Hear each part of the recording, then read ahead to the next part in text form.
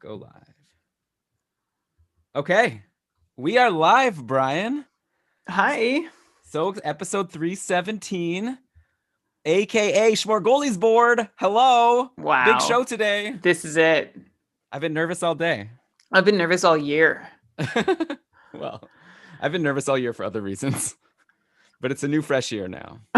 You've been what? Why? What else is there to be nervous about? I don't know, COVID. I was kind of nervous about that for a lot of the year.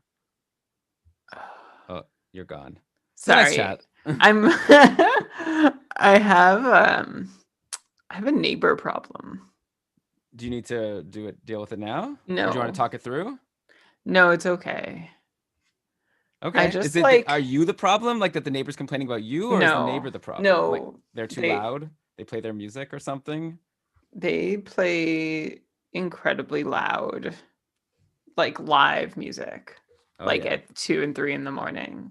This is like a classic trope of like a TV and movies. I feel like, oh, my neighbor's all with the music. Yeah. Anyway, so I wrote them in the middle of because like this has been a thing, and actually it's been good lately. Anyway, so I wrote them in the middle of the night, and they like now they're writing me back like 18 hours later. Like, sorry, that's nice. It's not nice. Did they write back like saying "fuck you"? I mean, I'm sorry, "f you." They wrote back with like an excuse, like the same excuse they've given before, which is like, oh yeah, like I had a friend over, we were celebrating like a birthday or someone died or like whatever. They weren't celebrating someone died, but like consoling my friend. It's just like I don't care what you're doing. Like I need my sleep. Brian, his friend died. It's a she. Okay, neighbors can be women too. Can you stop? And okay, sorry. Okay. Well, on that note. Oh, this is awful. Let's restart the show. The show hasn't started, thankfully. Thank God. Okay, so I'm not even in the live chat. All right, so I mean, I'm ready to go. I want to. How do I set a custom background? I'm tired of my boring background. Let's just not do that now. Just help me do it. Could we just start? Why do you have to do that? I don't know. What if that affects the processing and then affects your computer that already has the fan going at like a million like spins per second, and I have to like reduce the audio to remove it? Come on, that's not gonna happen. You're fine. If you want to do it the old-fashioned way, get a poster. How people used to. I have a poster. It just didn't stay up. I love how we came on. I'm like, I'm a little butterfly excited for the show, and then now you're like throwing as much as you can to your neighbor and like telling me that I'm this is just what's happening right now. Binary. This is your background that we're going with. Can't we just start and not do joking around? Come on, man. I want to do a normal show. Okay. We have people watching us live. What is this comedy act? Are you Carrot Top? Little props? I'm not trying to be funny. So turn off the background and let's do the show. Can I keep the background? It's stupid. Fine, I don't care. It's stupid. All right. So we've got. Wow, you made a really beautiful spreadsheet here. Thank you. So we've got the short. Okay, yeah. So we'll do the announcements. We're doing this draft. I guess I have to get ready for that. So one sec, Brian. Here, why don't you entertain people for just? Jeremy likes my background. Just so you know, I don't know if anyone can read it, but this is a great comment we got on that I tweeted from Adam on our Discord group after last week's episode that said, "Just finished the episode. I love Brian's idea of the NHL just being a spreadsheet," which just made me giggle. I laugh every time I read it. So funny. You make yourself laugh. I do. I actually just made a really funny tweet. Have you seen it, Elon? Elon doesn't know what I tweet until he starts seeing like, the likes pile up. Or none, which sometimes happens also. Then you just don't know that I tweeted. Sometimes I do because you like brag to Ben and Lewis about the great tweet you made. So when no one gets it, when I don't get any likes, and I bring it to Ben and Lewis for my likes. Because they always say they like it. Well, they get it. Brian, you're the only one who didn't like my dumpling tweet that I wasn't a tweet. How many likes did that get? I didn't tweet it. Oh, I just shared it with you guys. Yeah, you skipped it. But I just made a good tweet. It was about the Leafs.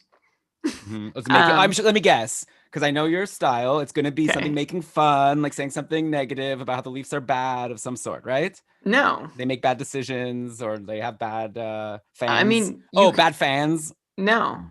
Okay, let's hear it. Evolving Wild was reacting to the line combination shared by Jonas Siegel with VC on the second line. And like it wrote, like, hold on, VC is on the Leafs. What? Also second line? What? And I quote tweeted, and I said, my prediction, now VC him, soon we won't.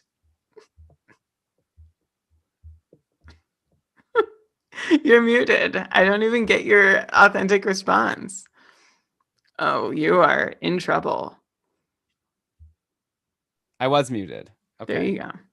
Sorry. Yes, it was a bad tweet. Like, what do you want me to say? It's not a good joke. It was a really good tweet. It's not a joke. It's just like, I guess you like wordplay. I don't know. You don't think wordplay is a joke? Like, yeah, like taking a word that sounds like another word, and I know how you like it. I get it. I know some people like that stuff. It never makes me laugh, but I guess it's good for you. I'm happy you're happy. I think it was I just can't believe you won't even acknowledge that's funny. Okay, so I hope that you're not going to now be tired at the end of the show, because you're the one who pushed. Well, I am going to be tired because I was woken up last night and couldn't. Well, that's why I thought we should start. That's why I thought maybe we should. The 8 minutes of banter are really going to have worn me out. We know you're going to go 30 minutes longer than I have the energy for, and so I'll crawl to the finish line. And that'll be. I was okay. You were in a much better mood. We were having a nice chat before we went live. I know. I don't know. I don't get what you're doing to me right now. I'm not doing anything. You just get so disappointed so quickly in me. Yeah, this background is really terrible. But do you really? Okay. It's like words in the like. Who does that? Who has find me one live show where someone's background is like words that people can't fully read. So people are going to come on and watch the live show and be like, I wonder what this says. Well, then they carrying blocking a lot of it, and then also being cut off. You still can't see it because it's not fully there. It just says Ned the episode. I love just being a spreadsheet. That's what it says. I love just being a spreadsheet. All right. Okay, let's start the show. I'm going to start the record. Oh yeah, Brian, are you ready to start the recording? Yeah. Okay. In the chat, for anyone who's in the chat, tell me if I should remove the background. Jeremy, it's already 1-0 for keeping it. I'd love to start. Okay, so let's start the recording. 3, 2, 1, record. Recording. Okay, record on this computer. Okay. Let's do this. Biggest show of the year, Brian. Here we go. Shams is fine either way. So I'm 1-0-1. I mean, these are the people who already heard you explain it, so they're biased now. Okay, as opposed so to the people from the perspective of somebody who didn't get the explanation. Okay, you know what, Elon? It's important to you. I'm gonna. It's not that important. It's more important even just to have a good show. Well, here it is. I don't want now you to feel like we're at odds with each other because I made you remove it. So if it's gonna make you happy, you should remove it. Should I make it something nice, or should I just take it off? I mean, I guess I'll tell you my one thought, which I shared, is that your computer seems to not be able to handle basic processing. You're the only person I ever record with that when you send me your audio, it's like the fan is going loud. So I sometimes get concerned that when you run extra things, like now machine vision, trying to do facial detection. It doesn't make a difference because the fan will be on anyway. I mean, at some point, your computer just won't be able to handle it and it'll just turn off halfway through. I bought a new computer because you insulted my old one enough and got frustrated enough. I bought a new computer to sate you. I don't know. I can't. I don't know what happened. I don't know. I guess a brand new computer. But still, it's still the fan. Anyways, no big deal. All right. Well, it looks like the votes ended up being in favor of me removing it, which I already did. Okay. So I hope everybody enjoys my nice euchre background. Ochre? Euchre's a card game. Acrew background. I played... Good crossword clue. I played a game called Oh Hell on Board Game Arena, which is basically euchre. And one of the people I was playing against was the 4th ranked person in that game, according to their current rankings. And I won. That was yesterday. Wow. FYI. Do you play this with like people you know It or was random? with my friends from New York Huh. and Dina. I should learn how to play this game. It was like my best ever game, I think. Yeah. I like predict because you have to guess how many tricks you're gonna get. You have to predict it, and then if you get it right, you get extra points. I wish I could be as good at predicting these goalies. But okay, I'm sure people have turned off the YouTube videos. This is something you're allowed to talk about, but I can't talk about hockey. Okay, here we go. Okay. knows. Let me just okay. I've got my game face on now. In through the nose, out through the mouth. Should I go with the classic goal? Yes. Yeah. Goal, yes!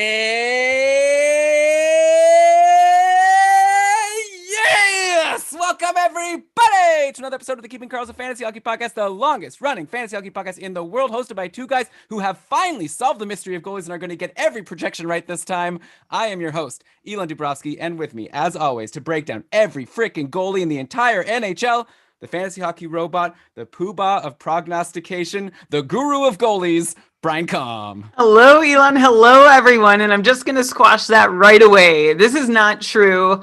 The one thing I do like about goalies is because they're so unpredictable, we pretty much have an equal chance of being 100% right as we do about being 100% wrong. So listen with trepidation to the following episode, which is an annual Keeping Karlsson tradition where we try and project goalies from top to bottom. We're going to put them in tiers, and we'll explain why we tier goalies in just a minute, so that you can know how to draft goalies this year, in case the answer isn't just don't draft goalies. If you dare draft goalies, we're going to try and provide you with some kind of roadmap to follow if you want to, based on how we project goalies to perform in the 2021 season. Yeah, we're going to do our best. I'm going to make an edit point right here.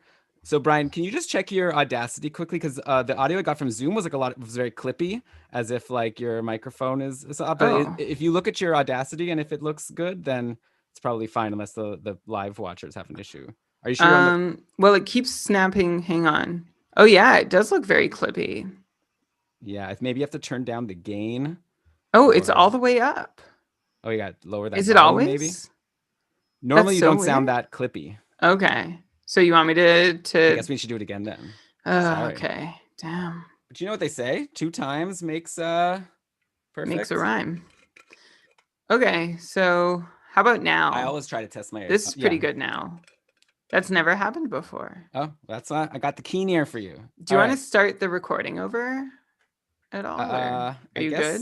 I mean, I liked my intro, but I guess I could do it again. Okay, yeah. No. Okay, no, so I'll just come in. That's fine. But are you sure that your recording is going to be good if now you've changed it partway through?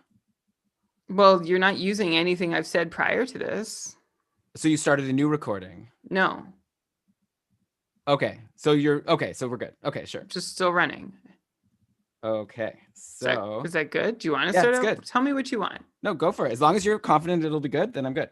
Okay, so thanks go ahead. for the... everyone in the chat, you've really put up with a lot. But now it's going to be gold, no edits the whole way through. Here it is. Now we're going to make it worth your while for sure. Guru of goalies, Brian Com! Hello, Elon. Hello, everyone. And I'm going to squash that right away. Guru of goalies, no thank you. I can't handle that mantle. I don't deserve that mantle. Nobody does. Find me somebody who has accurately projected goalies over the last 10 years, and I will find you Nostradamus in hockey, the hockey version of Nostradamus, because as we know, goalies are voodoo, but we're going to do our best. This year, as we always do every year, we at least give it the old college try in tiering goalies on our annual Smörgoåliesbord episode, which we are very excited to present. If you're not familiar with tiering, we'll explain a little bit more about what it is and why we do it in a couple minutes. But just before we get through in a couple minutes, but essentially we're giving you a roadmap to follow in your drafts for drafting goalies, which should be a really daunting task. Ideally, you can choose not to draft goalies, which is something some cupful managers have done. But if you do need to draft goalies, in all likelihood you do, we're going to give you a roadmap that you can follow to know who to draft and when, to the best of our abilities and knowledge. Right. Yeah. So like Brian said, it's obviously very hard to get it exactly right. But the reason why we tier, let's just get into it, is we wanted to help people decide, okay, should I draft a goalie now or should I wait a few rounds in my draft? And the general idea of tiering is if, let's say, we have 10 goalies in tier 2, which spoiler alert, we do, and we'll explain why. What we're suggesting then is you don't need to grab the first goalie in tier 2, grab a skater in like round 3 of your draft, round 4 of your draft, while people are starting to take those goalies. And then once there gets to be only like 2 or 3 goalies left in a tier and you think you are at risk of not getting at least one of them, that's when you jump. And that's the strategy we have of saying we have no idea who's going to be better between one goalie and another in a tier, but we're trying to at least predict like groups of goalies that will be better than other groups of goalies. And we're also going to go into a whole thing of some tiers are going to be like equal but different depending on what you're looking for. Like, do you want more starts or do you want better save percentage? So we'll try our best to break it all down. It's going to be a long one, so strap in because we're going through every goalie. Before we get to that, we've got a bit of housekeeping to do, a lot of fun stuff. So number one, dobberhockey.com. They present this podcast, and we're super proud to be able to say that every week. They still have their guide available for sale. So if you haven't drafted yet, you definitely want to go and get the Dobber Hockey Guide. It's super cheap. And once you download it, you just keep downloading it. They update it all the way until the season. You get a full write-up of every single team, predictions of who's going to be on what line. You've got a projection spreadsheet that you can use to help you draft. It's awesome. So dobberhockey.com. Check that site out. Okay, that's announcement number 1 of like 5. Number 2, we also made projections. And when I say we, I don't mean Brian and I mean the patrons of Keeping Karlsson, along with Brian and I, the patron projection project, which we did over the past couple of months. And basically we crowdsourced projections. We've talked about it on the show before. One thing that we said we would do is give a prize to one random projector to try to incentivize people to, project every single day as we put out the next 10 players. So Brian, I've got the big list of every single projection that anyone made in terms of like how many, each person gets one entry for each projection they made, and I'm ready to pick the big winner because we said we're going to give a big piece of Cupful merch or Keeping Karlsson merch. So we're not talking like a t-shirt, we're talking like a hoodie. Okay, so this is huge. Wow. I'm ready to press the button on random.org and pick the winner.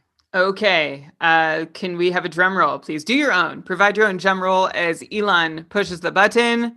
Randomize. Here we go. Number 1, Nick Eldridge. Wow. Way to go, Nick. Hopefully your projections were actually good. So that you contributed to the overall project. But thank you for contributing. Thanks to everyone. Elon, just out of curiosity, where did Nick rank amongst total contributions? Was he a likely winner or an unlikely winner? He had 12 entries out of, it looks like there was 25 possible entries. He did about half of the players, which is great. Thank you so much, Nick. Get in touch. We won't reach out to you because we don't want to spoil the episode here. But once you hear this, reach out to us and we're going to get your details, send you a shirt. And if we don't, that's not like an easy out either. If we don't hear from you in like a week, okay, sure. We'll get in touch and not just hope that we don't have to send someone a hoodie and get away with it. I guess there's a small chance we'll forget, but okay, we'll figure that out. Okay, next, Brian, what's the next announcement we have to make? Okay, next announcement. Oh, this is huge. Elon, Keeping Karlsson, remember how last season it wasn't just once a week? I do recall that. I only went once a week. Right. But we only went once a week. We had the big Sunday show, but we had the beginning, the premiere of Ben and Lewis with their short shift show that happened midweek, where you got those little hits, those little bursts of fantasy news and analysis and energy to give you that midweek advice, how to react to those things that are just, 1 or 2 days of action. What happens? How do you adjust? How do you adapt? How do you win your week still? Short shifts is coming back. Woo! Yeah. January 13th, I believe, Elon, is going to be the first time it's released, somewhere that week, like right around the first night of hockey. I think they're recording on the 12th, and then we'll see how quickly we can push it out into our feed. But Ben and Lewis are bringing back short shifts starting January 12th or 13th, and we are so excited. So you'll see a lot more action in your Keeping Karlsson podcast feed coming soon. Yeah, it's going to be awesome. So January 13th, for those of you that don't know, is the start of the NHL season. So it'll be a little season preview from Ben and Lewis. And then after that, we will be, a couple short shifts every week to supplement our Sunday big show. And so, make sure you're subscribed to Keeping Karlsson feed, right? So you get all of these great shows that we're going to be pushing out all season long to help you win your league. Okay, all right. Next announcement. We also have our patron cast coming up. So if you're a patron, it's like an Ask Me Anything bonus show. So you can ask Elon and I your fantasy questions, like your personal fantasy questions about your own team. You can ask us stuff about the show, about life, whatever. And that comes out as a bonus episode for patrons only. So keep an eye out on our Discord server. head to the channel, post your question in there to get it answered on the show. And if you're not a patron, you want to be part of it, keepingkarlsson.com/patron is how you can get that delivered to your podcasting device as well. And then finally, last announcement, and this is actually just a tease, our cupful drafts are pretty much all done. There's one or two just lagging a little bit behind. The slow drafts went amazing. We had a lot of great feedback. So we're really pumped about that. Leagues are going to go up on Yahoo with free agency starting on January 6th. And the big announcement here is we have a new grand prize. Let me say that again. We have a new grand prize for the cupful this year, and we're gonna reveal it in about 30 minutes time. But it's really exciting. Usually we send the winner a t-shirt, and of course you get Ultimate Fantasy Hockey Glory. But this year, there's going to be a little extra incentive for those drafting in the Tier 1 auction draft, which will be broadcast live and released as an episode next week, which we're really excited for. And the winner of that Tier 1 Ultimate Fantasy Hockey Championship in the cupful is going to get this mystery prize that will be announced in about 30 minutes.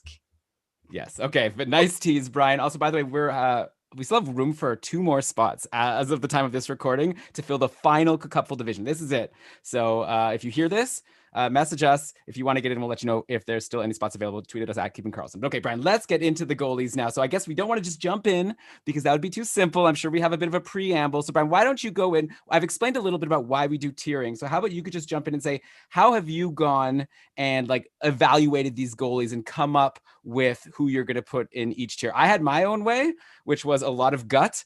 And in the end, I think we pretty much have agreed. But I know that you convinced me some things because you don't only use gut, you're a robot. So you had to look at some data. Yeah, well, I can't just only use gut. Anyone could only use gut. I guess anyone could also look at the data too. I try and do the best of both worlds, right? And what we've learned about goalies is that you can look at all the data you want and still be completely wrong because it doesn't seem like NHL teams have figured out how to evaluate goalies, let alone fantasy hockey managers, but we're doing the best we can. So the way that I try and evaluate goalies, first off, just to get it out of the way, if your goalie categories include wins, goals against, average, and saves, those don't necessarily mean like the goalie doesn't control that sort of stuff. The goalie doesn't control if their team wins more often than not. The goalie more often than not also does not control their goals against average. So if you're drafting with those categories in mind, keep in mind those are team stats. So when you pick a goalie, you're essentially picking the team that they play for. So if you're going for saves, you're looking for a team that's defensively porous, or of course a goalie that gets a big workload. If you're looking for wins and goals against average, you're looking for teams that are going to win games and are going to shut down other teams. There's not a whole lot of control that goalies have been proven to have over either of those categories. The categories where goalies do have control, well, there's really just one that's counted often in fantasy hockey, and that's save percentage. That is the measure of a goalie's success and talent and individual skill level. The best, or at least the closest you can get to it, given the traditional fantasy hockey categories. Now, there is a way to break down save percentage further. And one way to break it down and to really get a little more insight into whether a goalie is for real or not based on their save percentage is by looking at their 5-on-5 save percentage. We look at their 5-on-5 save percentage. The same reason that we often look at a skater's 5-on-5 shooting percentage is because it's the most common game state that a goalie plays in. So you have the biggest sample of minutes, and it's also the most common, like a goalie plays at 5-on-5 90% of the season, right? So if they're good at 5-on-5, chances are they're good all around. If they're bad at 5-on-5, same difference. One piece that's taken out of the equation when you're only looking at that 5-on-5 save percentage is the short-handed save percentage of a goalie, which really, really varies from season to season because it's a small sample. Goalies sometimes will only play 150 minutes, say, on the penalty kill. And really, they're just so overmatched, right? The goalies have an awful time on the penalty kill. Average save percentage on the penalty kill can be like 850 or 875, somewhere in that area. So you don't really want to, like, that would be one way. Like, if a goalie has a really great time shorthanded, that'll bump up their all situation save percentage and make them look better than they might be the next year because you can't count on that shorthanded save percentage following through to the next season. This is like the equivalent of a skater having a super high shooting percentage or a high power play shooting percentage or low, right? Same thing. So 5-on-5 save percentage boots out this really wacky sample of minutes that isn't representative of a goalie's ability generally because it's not so repeatable, but still does influence the overall save percentage number. So if you're looking at just 5-on-5, you can get past that.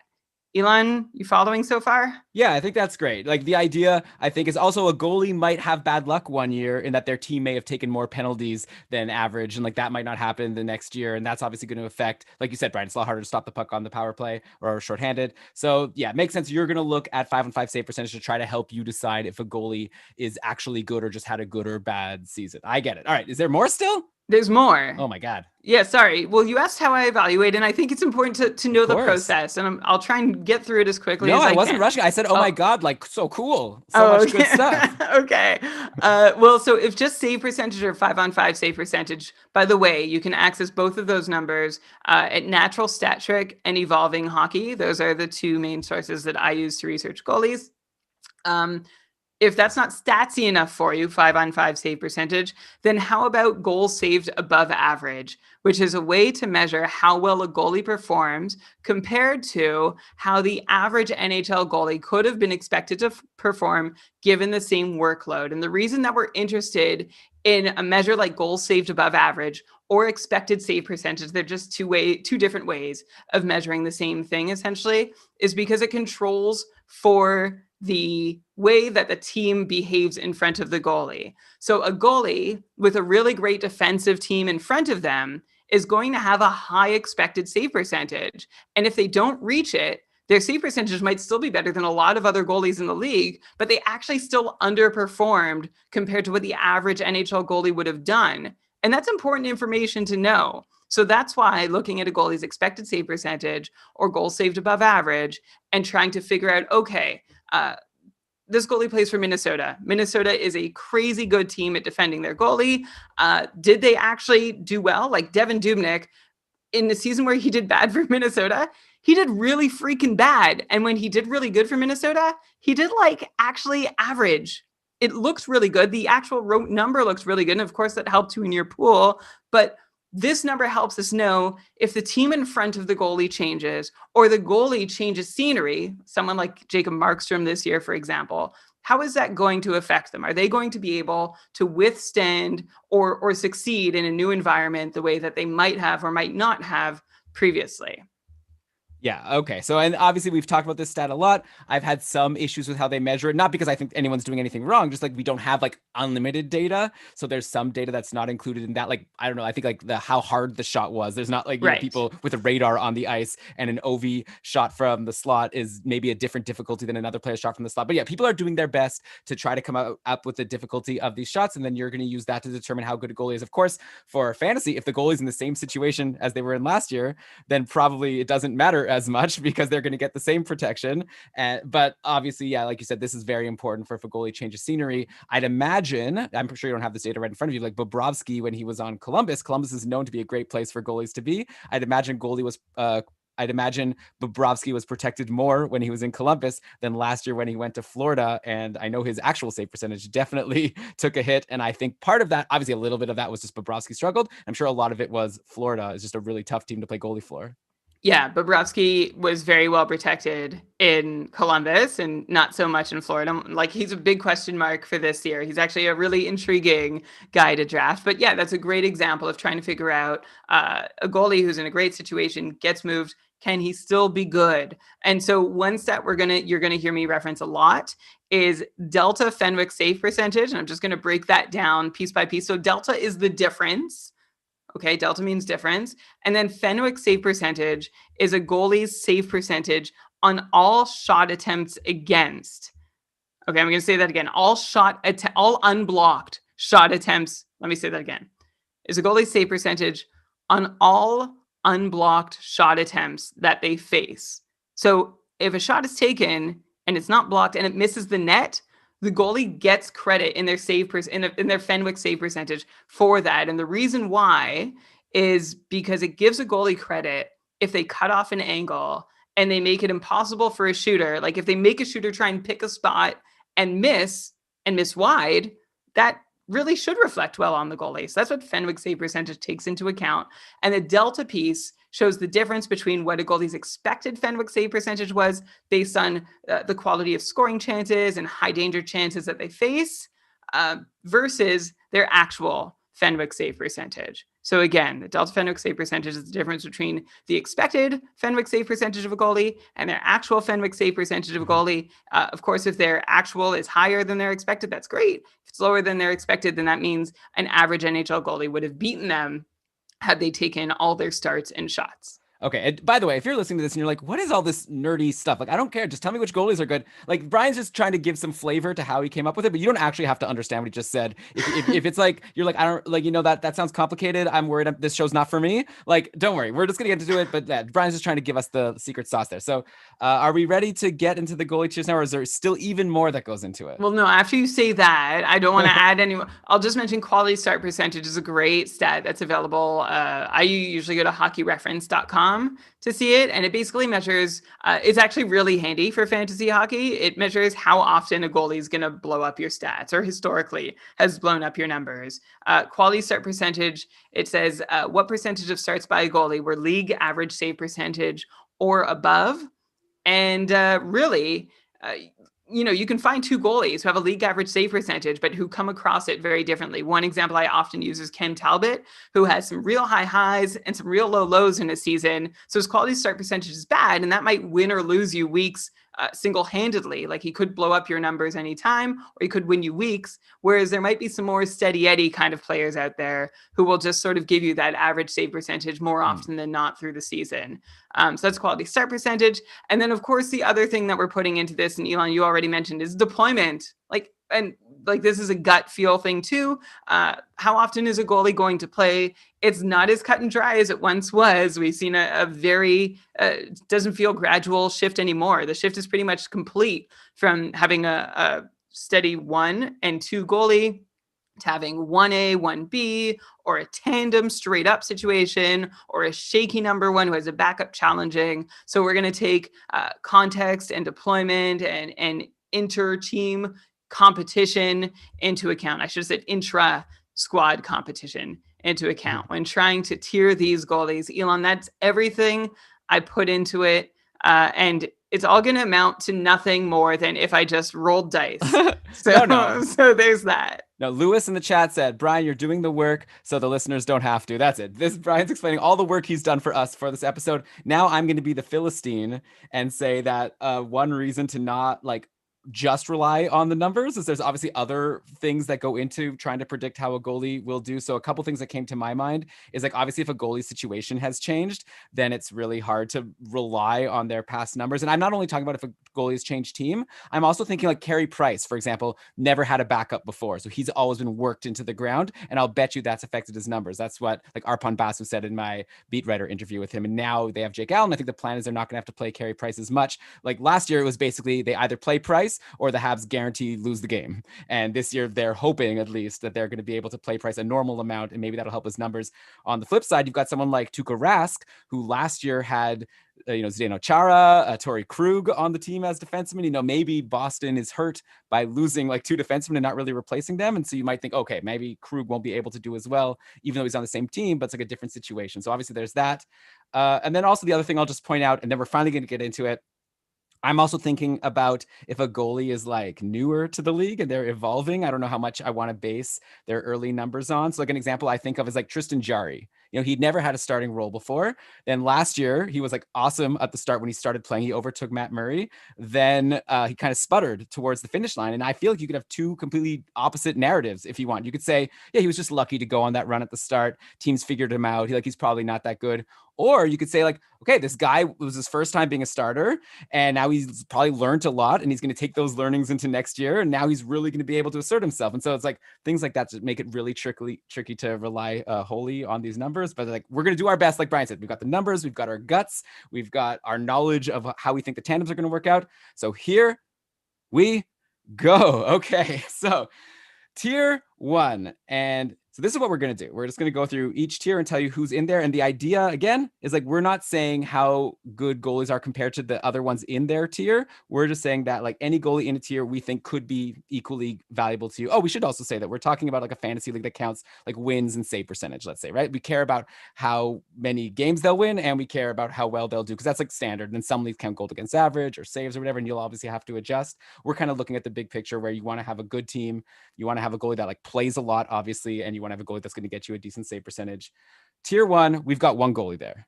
And honestly, Brian, it's not the goalie that we think is the best goalie in the league, right?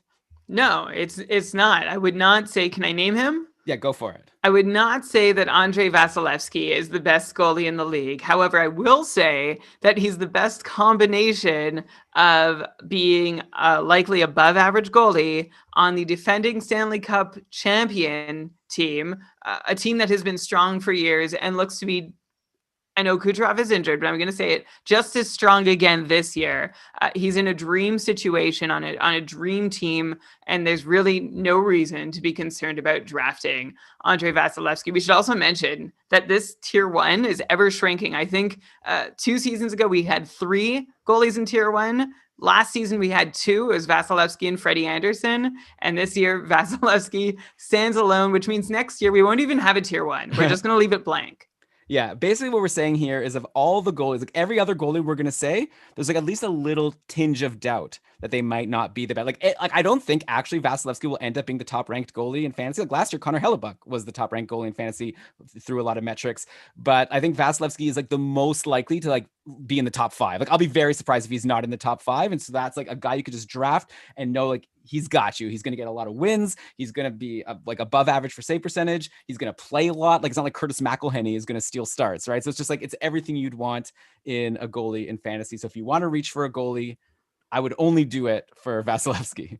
Yeah, he's officially the least worrisome goalie in fantasy hockey, which is really, if you're drafting a goalie, all you want, right? You just want a guy that you can start and not worry about. And really this season, Vasilevsky is the only guy, not that he's a superhuman or outstanding goalie. He's not. He's like probably a league average goalie roughly, but he plays for Tampa. Harsh.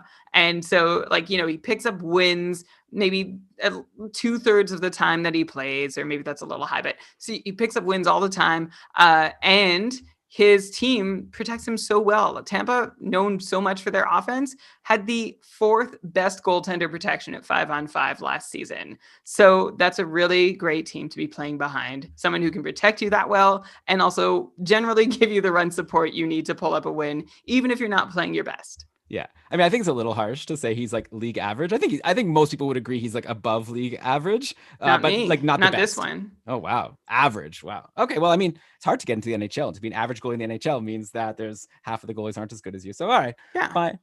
So now let's get to tier 2. So these are all goalies that, Brian and I would be very happy to get on our fantasy teams. We have to get into strategy of like, is it even worth it to reach for tier 2 or wait for tier 3? I'll be honest, like in a lot of leagues, unless goalies are like really overvalued, I might skip tier 2 or like wait until they're all drafted. And, some people might not use our tiers and might start drafting even goalies in tier 3 and then hope to get the last one. Like I'm not rushing to get any of these guys because like I said, all of them have little flags, but these are, I think, the next goalies that we think are like pretty reliable to like play a lot, get you some wins, give you decent numbers. And Brian, this is maybe, like you said, our smallest tier 1, maybe our biggest tier 2. We have 10 goalies that honestly, I'm having a lot of trouble picking and choosing between. So we just threw them all in. And you might even end up saying that some guys in tier 3 might belong in tier 2. We had to cut it off somewhere. So we've got 10 goalies that we're going to go through that we're considering basically equal, all things considered, in terms of like trying to pick a goalie that you can rely on almost as much as Vasilevsky, but not that much.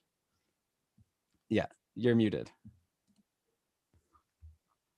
Yeah, and by the way, I could keep just talking about how Vasilevsky is average at best, but I guess that probably isn't what you want for the show. You talked about tier 2, and what we're looking for in a tier 2 goalie is someone who is definitely number 1 and is either on a great team or themselves is a great goalie. And both of those terms are like fluid in exactly how they can be interpreted because of how big we made this tier, just because of how uncertain goalies can be. And we're trying our best to be as certain as we can. And here's what we came up with for tier 2. We have in tier 2 in no particular order, Tuukka Rask, Freddie Anderson. You're going to do the whole thing? No, come on. Let's start doing one at a time. Let people enjoy the run here. Okay. Let's start at the I top. already said Tuukka Rask and Freddie Anderson, so why don't I just stick with that? Sure, let's do 2 at a time.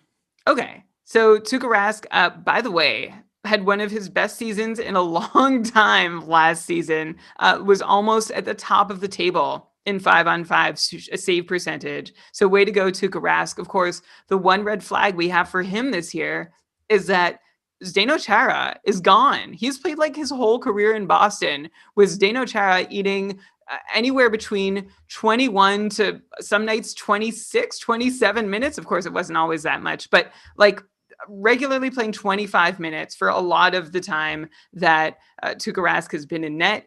And while Chara might have not been his most effective defensive self anymore, one, that doesn't mean that he's not effective. Still probably at least a top 4 guy in the NHL, maybe still a top pairing capable guy at the age of 42. But also, I think there's a lot of communication and rhythm needed between goalie and defenseman. And when you're losing a guy like Zdeno Chara, who you played with for, like I said, between 21 and 27 minutes a night over the last decade, it's going to be weird adjusting to some new players and getting used to each other's tendencies and habits. And I'll say the same thing for Torrey Krug, also leaving Boston. And while Krug isn't known to be the best defensive player, he still played a lot with Tuukka Rask. So maybe Rask knows, okay, this is where Torrey Krug kind of blows it sometimes. So I'm going to compensate for that and be prepared for this.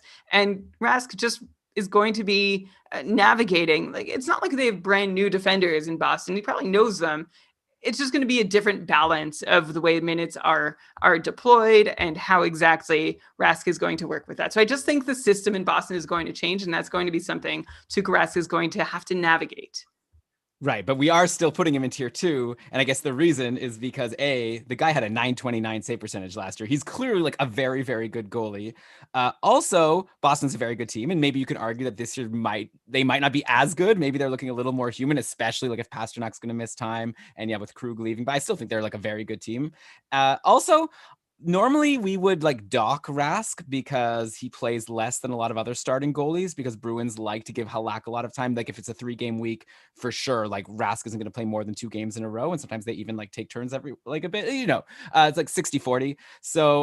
But this year, actually, I think I'm not going to use that as a measure for any of these goalies, just because, there's a bit of a condensed schedule. And like Brian said, a lot of teams have been going more to tandems or 1As, 1Bs. So I feel like what Boston is doing is going to become more and more regular, which means Rask, all of a sudden his games played rank won't look as bad compared to other starting goalies. So that's why I'm not docking Rask like I normally would. And that's why I feel like all said and done, like maybe there's some red flags like Brian said, but I feel you'd be very happy to have him on your fantasy team. Like he's going to be reliable. He's a good goalie. He's on a good team.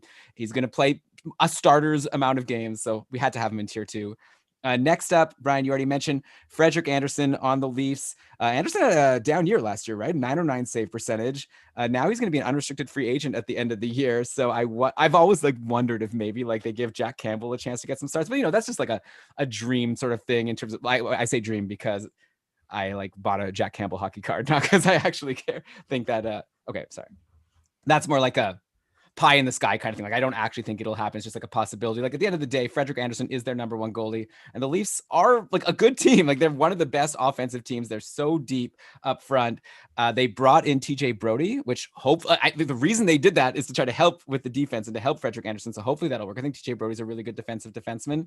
So at the end of the day, again, there's some red flags, but you can't go too wrong picking Frederik Andersen. Even last year when he had a 909 save percentage, he still gave you 29 wins. I'll bet you he was still helping your fantasy team a decent amount, except for in those weeks where he blew you up when he had like a couple bad games. But overall, I think Frederik Andersen still earns a spot in tier 2.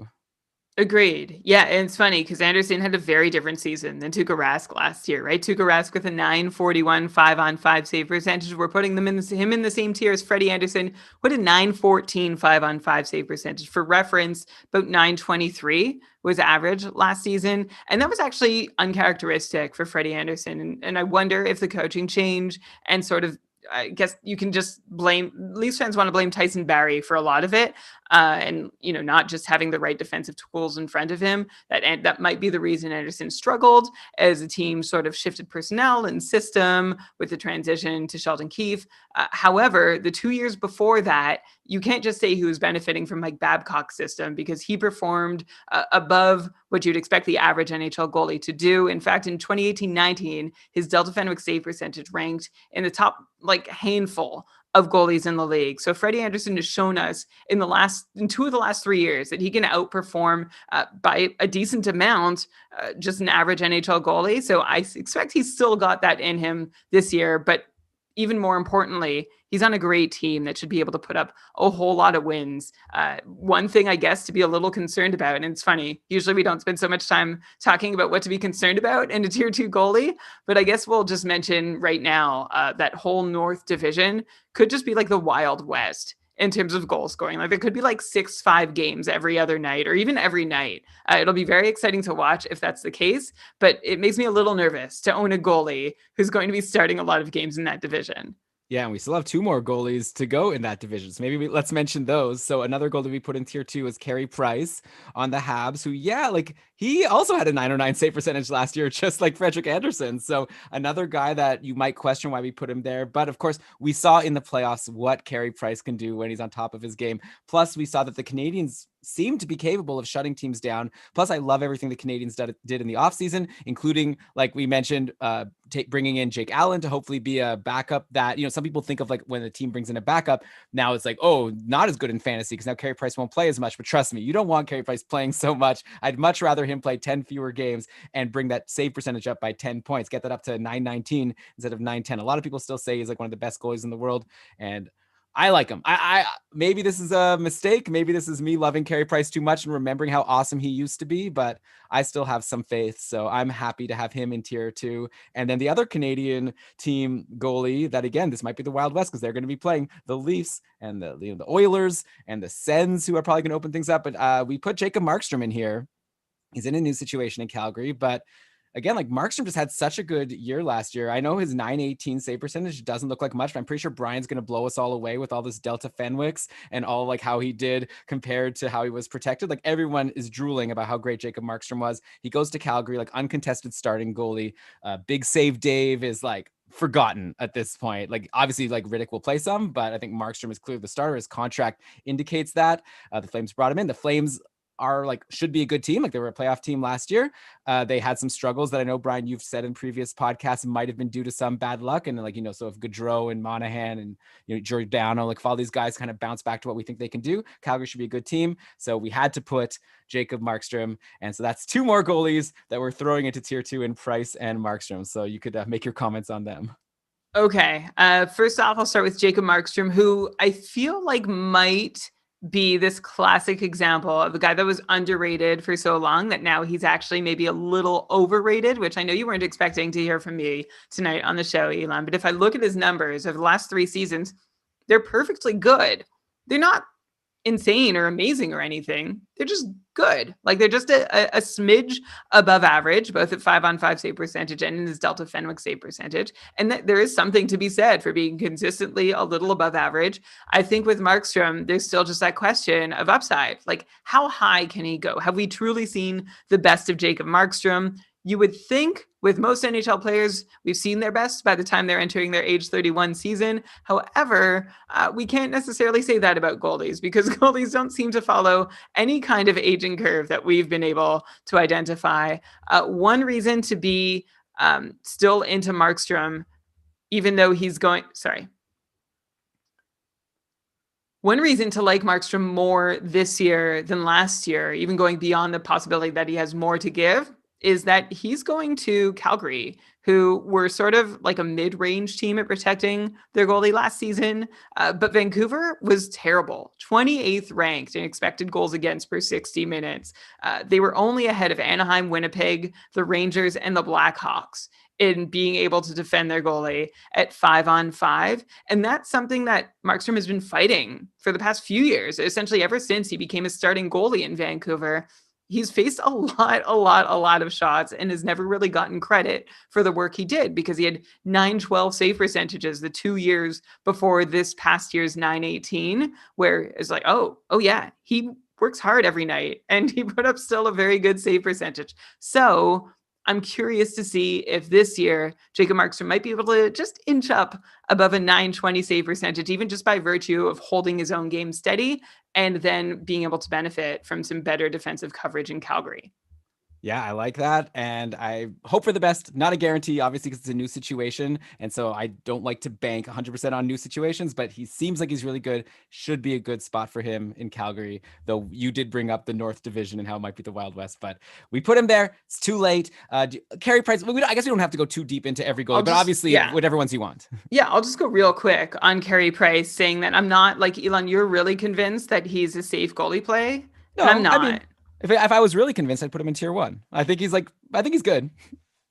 Yeah, well, no one's in tier 1. So I don't know that you would put him in tier 1 if you were really convinced. 909 last year, 900 2 years before last, and 918 in between. And of course, before all of that, just huge, steady, fantastic save percentages that he's never really been able to get back up to. So I'm concerned that 2 of his last 3 seasons, including the most recent one, don't look really great when I look at the measures I usually use to evaluate goalies. However, I'm keeping an open mind. I still think he has that extra gear, and there's that X factor of having a real backup this season that maybe lets him play at 100% health more often or 100% rest. I think having Jake Allen to spell him is going to be a big upgrade on the nobodies he's had behind him in recent years. Yeah. Plus, also, I think Montreal might be rostering one of their best teams they've had in the past few years going into this season. Like, they brought in not only Allen, but like Josh Anderson, Tyler Toffoli. Like, I think Montreal is going to be a decent team. Like, I think they'll be good for wins this year, which gives Price a boost when,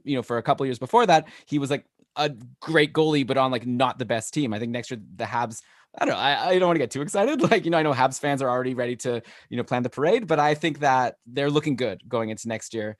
So that's why we have Price here. All right. So we've done 4 goalies out of the 10 in tier 2. Okay. By the way, all these will be available. They're actually available right now at keepingkarlsson.com/goalies. But if you're listening live, don't spoil yourself. But yeah, we set it all up there for you to look at our goalie tier, so you don't have to be writing this down furiously. So once again, keepingkarlsson.com/goalies. Okay, let's go to more goalies in tier 2. So this is a guy that I think in years past, Brian, we might have even considered putting him in tier 1. But now we've learned our lesson that a goalie really has to prove themselves for us to consider them like a lock. But Robin Lehner looked so good last year on Chicago, who was like a weak defensive team.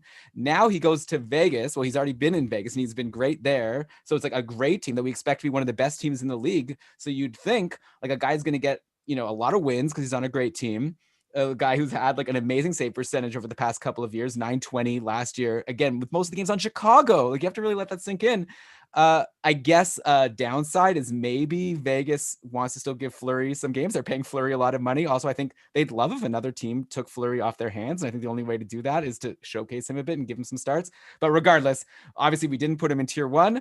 And I think we wouldn't have even if Fleury wasn't there, just because I think he'd have to prove it for maybe one more year. But I would love to have Robin Lehner. Like I'm not going to reach for him again because, like I said, like I think that no goalie is a sure thing, and I'd much rather get, like I don't even know which player I should say. Who did we draft recently in our fantasy league that we've been doing together? We drafted Markstrom. No, I was thinking of a skater. Sorry, who's a skater? Bergeron. Before? No, before that. Stamkos. I'll say that. Sorry, I mixed myself up because I couldn't remember the name. Like again, I won't reach for maybe any goalie just because, like, in a league that we're drafting together, we could have had like one of the top goalies and we took like Steven Stamkos, and then we still got Markstrom a few picks later. So that's kind of like the way we're going. But if there was a goalie I could have in tier 2, like if all of them fell, I'd love for it to be Robin Lehner because he's just looking like such a good bet for next season. Yeah, I'm on the record as saying Robin Lehner is the best goalie in the NHL, like the actual best. If every goalie played in the exact same situation, I'm convinced that Robin Lehner would come out on top. He did it in Long Island where, protection was great. And then he took a 1-year prove myself contract in Chicago of all places, which really concerned me. But yeah, he proved himself. He's the real deal. He's looking like his blue chip prospect self that we saw way back when in Ottawa. And of course, we know he was very open about his difficulties with substance abuse, and like is out on the other side of that and is just crushing it now that he seems to be 100% ready and healthy to play every night. If he did not have Fleury behind him, like if he had Malcolm Subban like Fleury's had in past years, I would have no problem on Vegas putting Lehner in my top tier. So if Fleury does get injured or get traded, then Lehner would join Vasilevsky for me. I don't know. Not for me because I'm just not ready to do that. But either way, we like Robin Lehner, so he's great. Not much more to say. Carter Hart, we've put in this tier. This is like a situation where he's like a young goalie that I feel like, Brian's going to reference some numbers and maybe even, I'm guessing, say that he hasn't been like maybe as good as the hype has indicated, but he's still been pretty solid. But combine that with how Philly is a really strong team, and combine that with him being an uncontested starter where Brian Elliott is just there to let him rest. Like, there's no chance that Philly has any plans of letting like Elliott challenge the net. They're going to give Carter Hart tons of leash, even if he's struggling. So it's a great situation, great team. And last year had a 914 save percentage, but he's super young. So I expect he's like working on his game and still getting better. So he's another guy I'd be like super stoked to get if I could get any of these goalies in the tier 2. You don't have to worry about me talking smack about Carter Hart. I like him. He had a 5-on-5 save percentage that was a little bit below the league average. It was 921 last season. But here is where Delta Fenwick save percentage shines and tells us he actually still outplayed his 5-on-5 expected save percentage by decimal 031, or like 31 save points. Is what I'll call it, if you add that to a save percentage. So that's outstanding. That's really good. Oh, great. Like in about the top 10 goalies by Delta Fenwick save percentage measure. So that's really great. I just want Philadelphia to be really good this year, and they can be.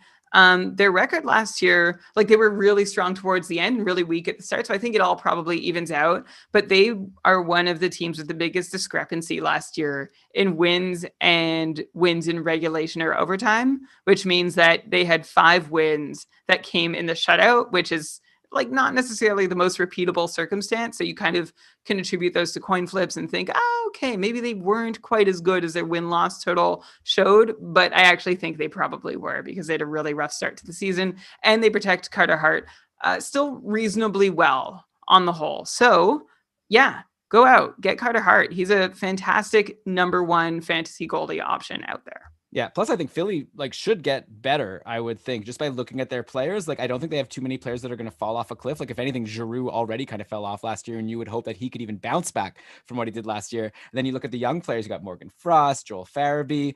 Plus, oh, by the way, Oscar Lindblom is fully healthy. He's going to be back. He was a big minute eater on defense. They have Travis Sanheim, who's coming up. Like, they brought in Eric Gustafsson, so we'll see how much he can help. So I think Philly's like looking like they should be at least the same, if not improved, for next year. So just another reason to like Carter Hart. Okay, who do we got else in this tier? Okay, we have Jordan Binnington, who we're putting here, I think, mainly because St. Louis is such an awesome team. Like, not that Binnington's bad. Last year he had a bit of an average year, but we've also seen the highs that he can have.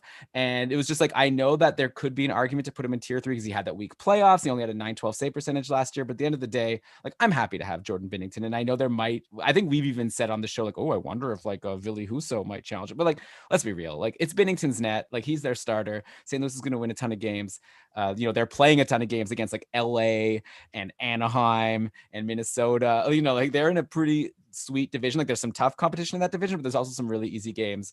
And so, we had to put Binnington here. I think it wasn't an option. Yeah, I had this weird hunch going into last season that Binnington was not going to be as good as he seemed to be the year before as a rookie, where he played a small number of games and was incredible, stood on his head, but he proved me wrong. So there's no reason that I can see to dislike Binnington, like you said, based on his division and his team and also his numbers.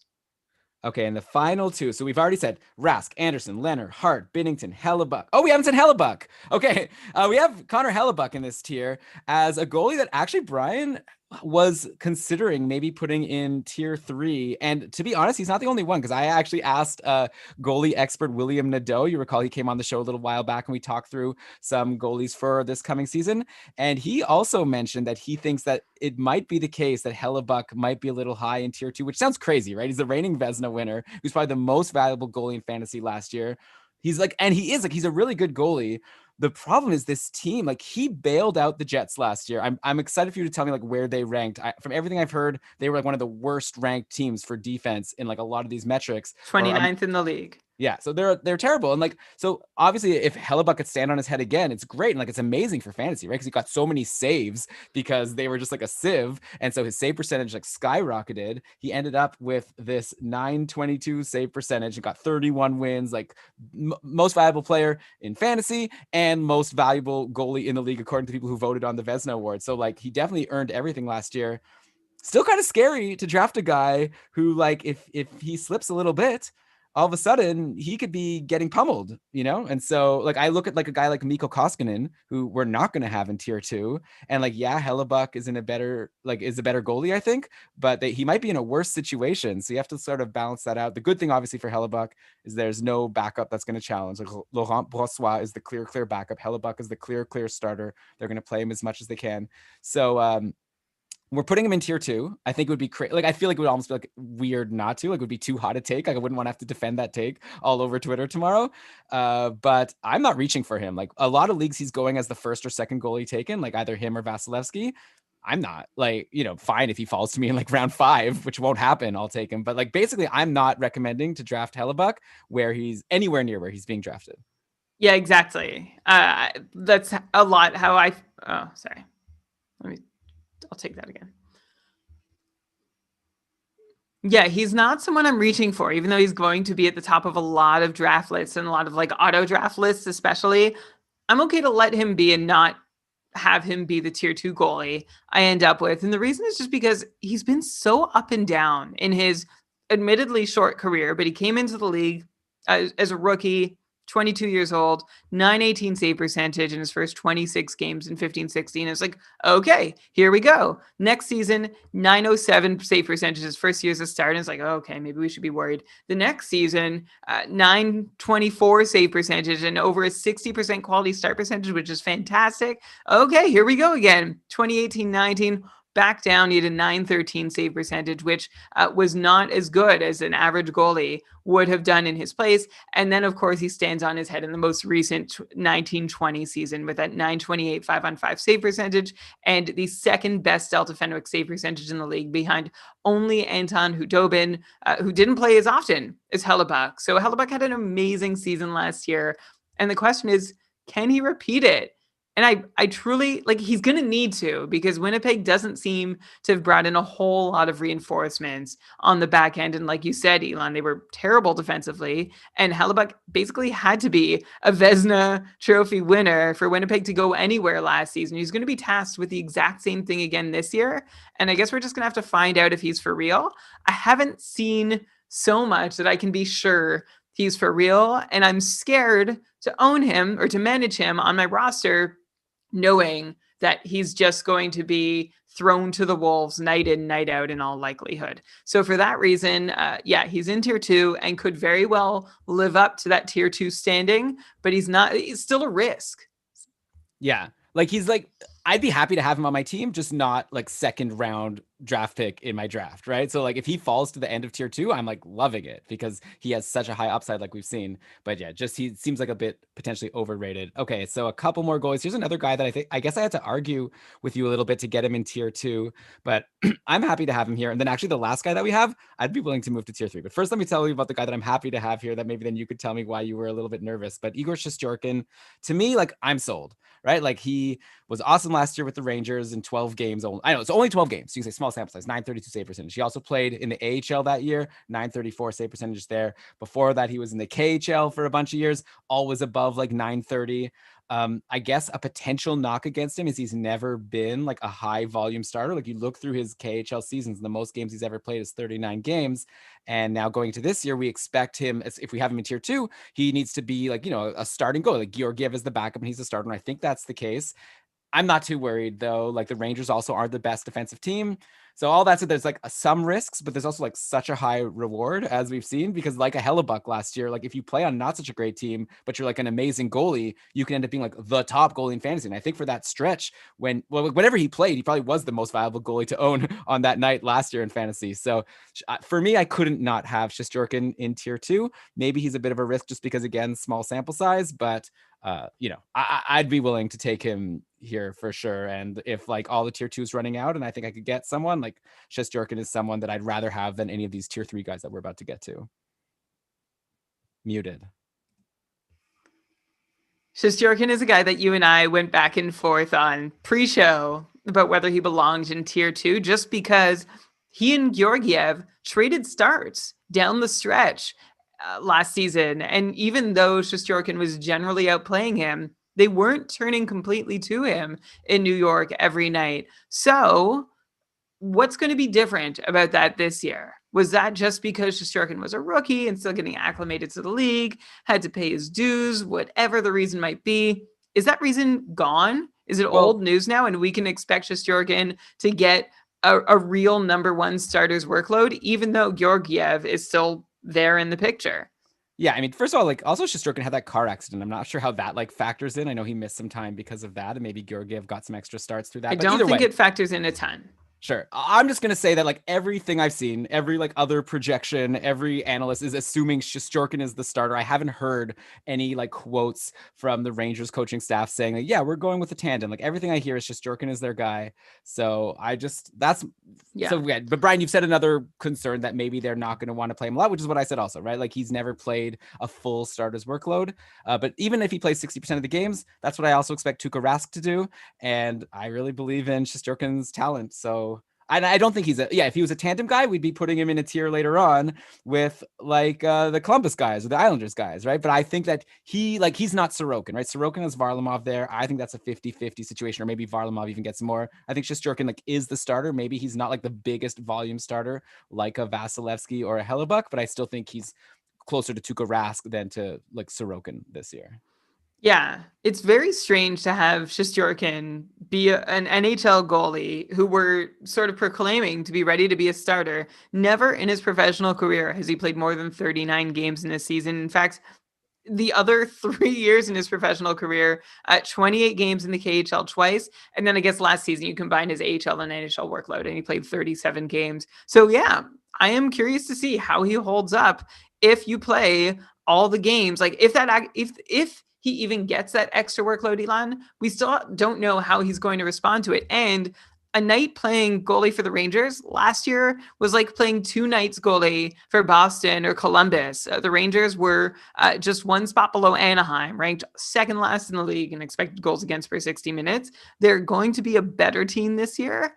I don't know how much better. So Shesterkin has his work cut out for him, and I still maintain that like I want tier 2 upside is absolutely there.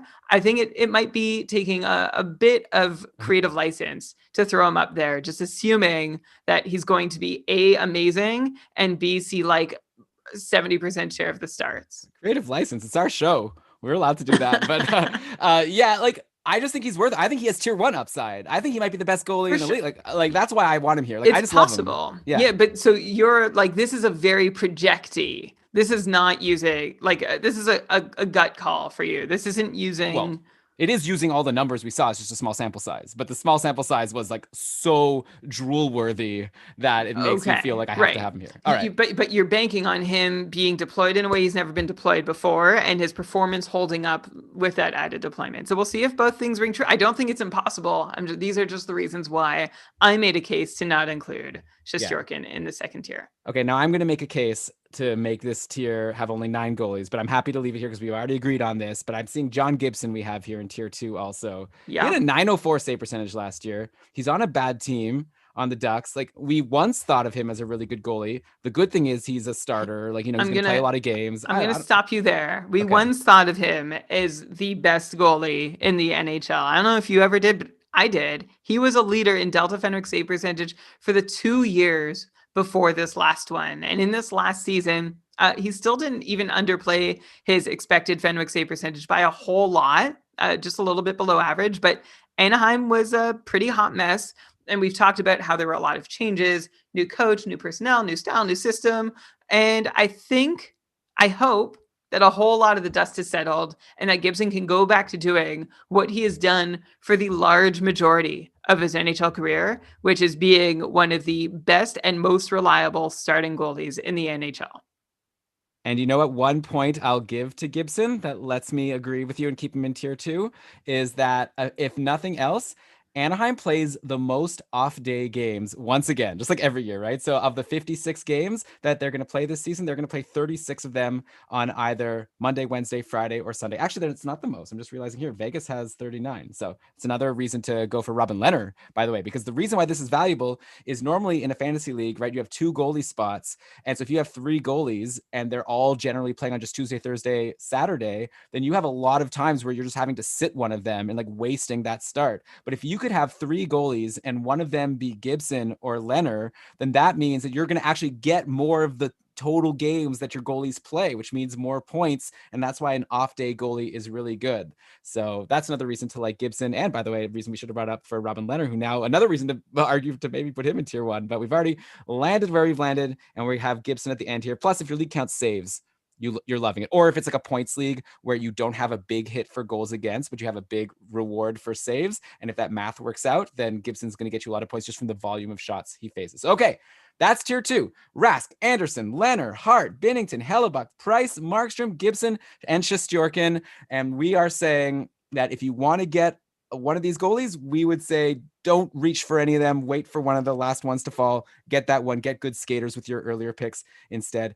Okay, so we've still got a lot to go about, Brian, but before we go into tier 3, let's thank a sponsor for this week's episode, a brand new sponsor that I'm super excited about. We have a patron who I'm just looking up his name now to remind myself. John, I believe. You're muted. I don't. JT. Well, he goes by JT in our Facebook. Okay, we have a patron, JT, who reached out to us with this awesome company that he works for called Cool Hockey.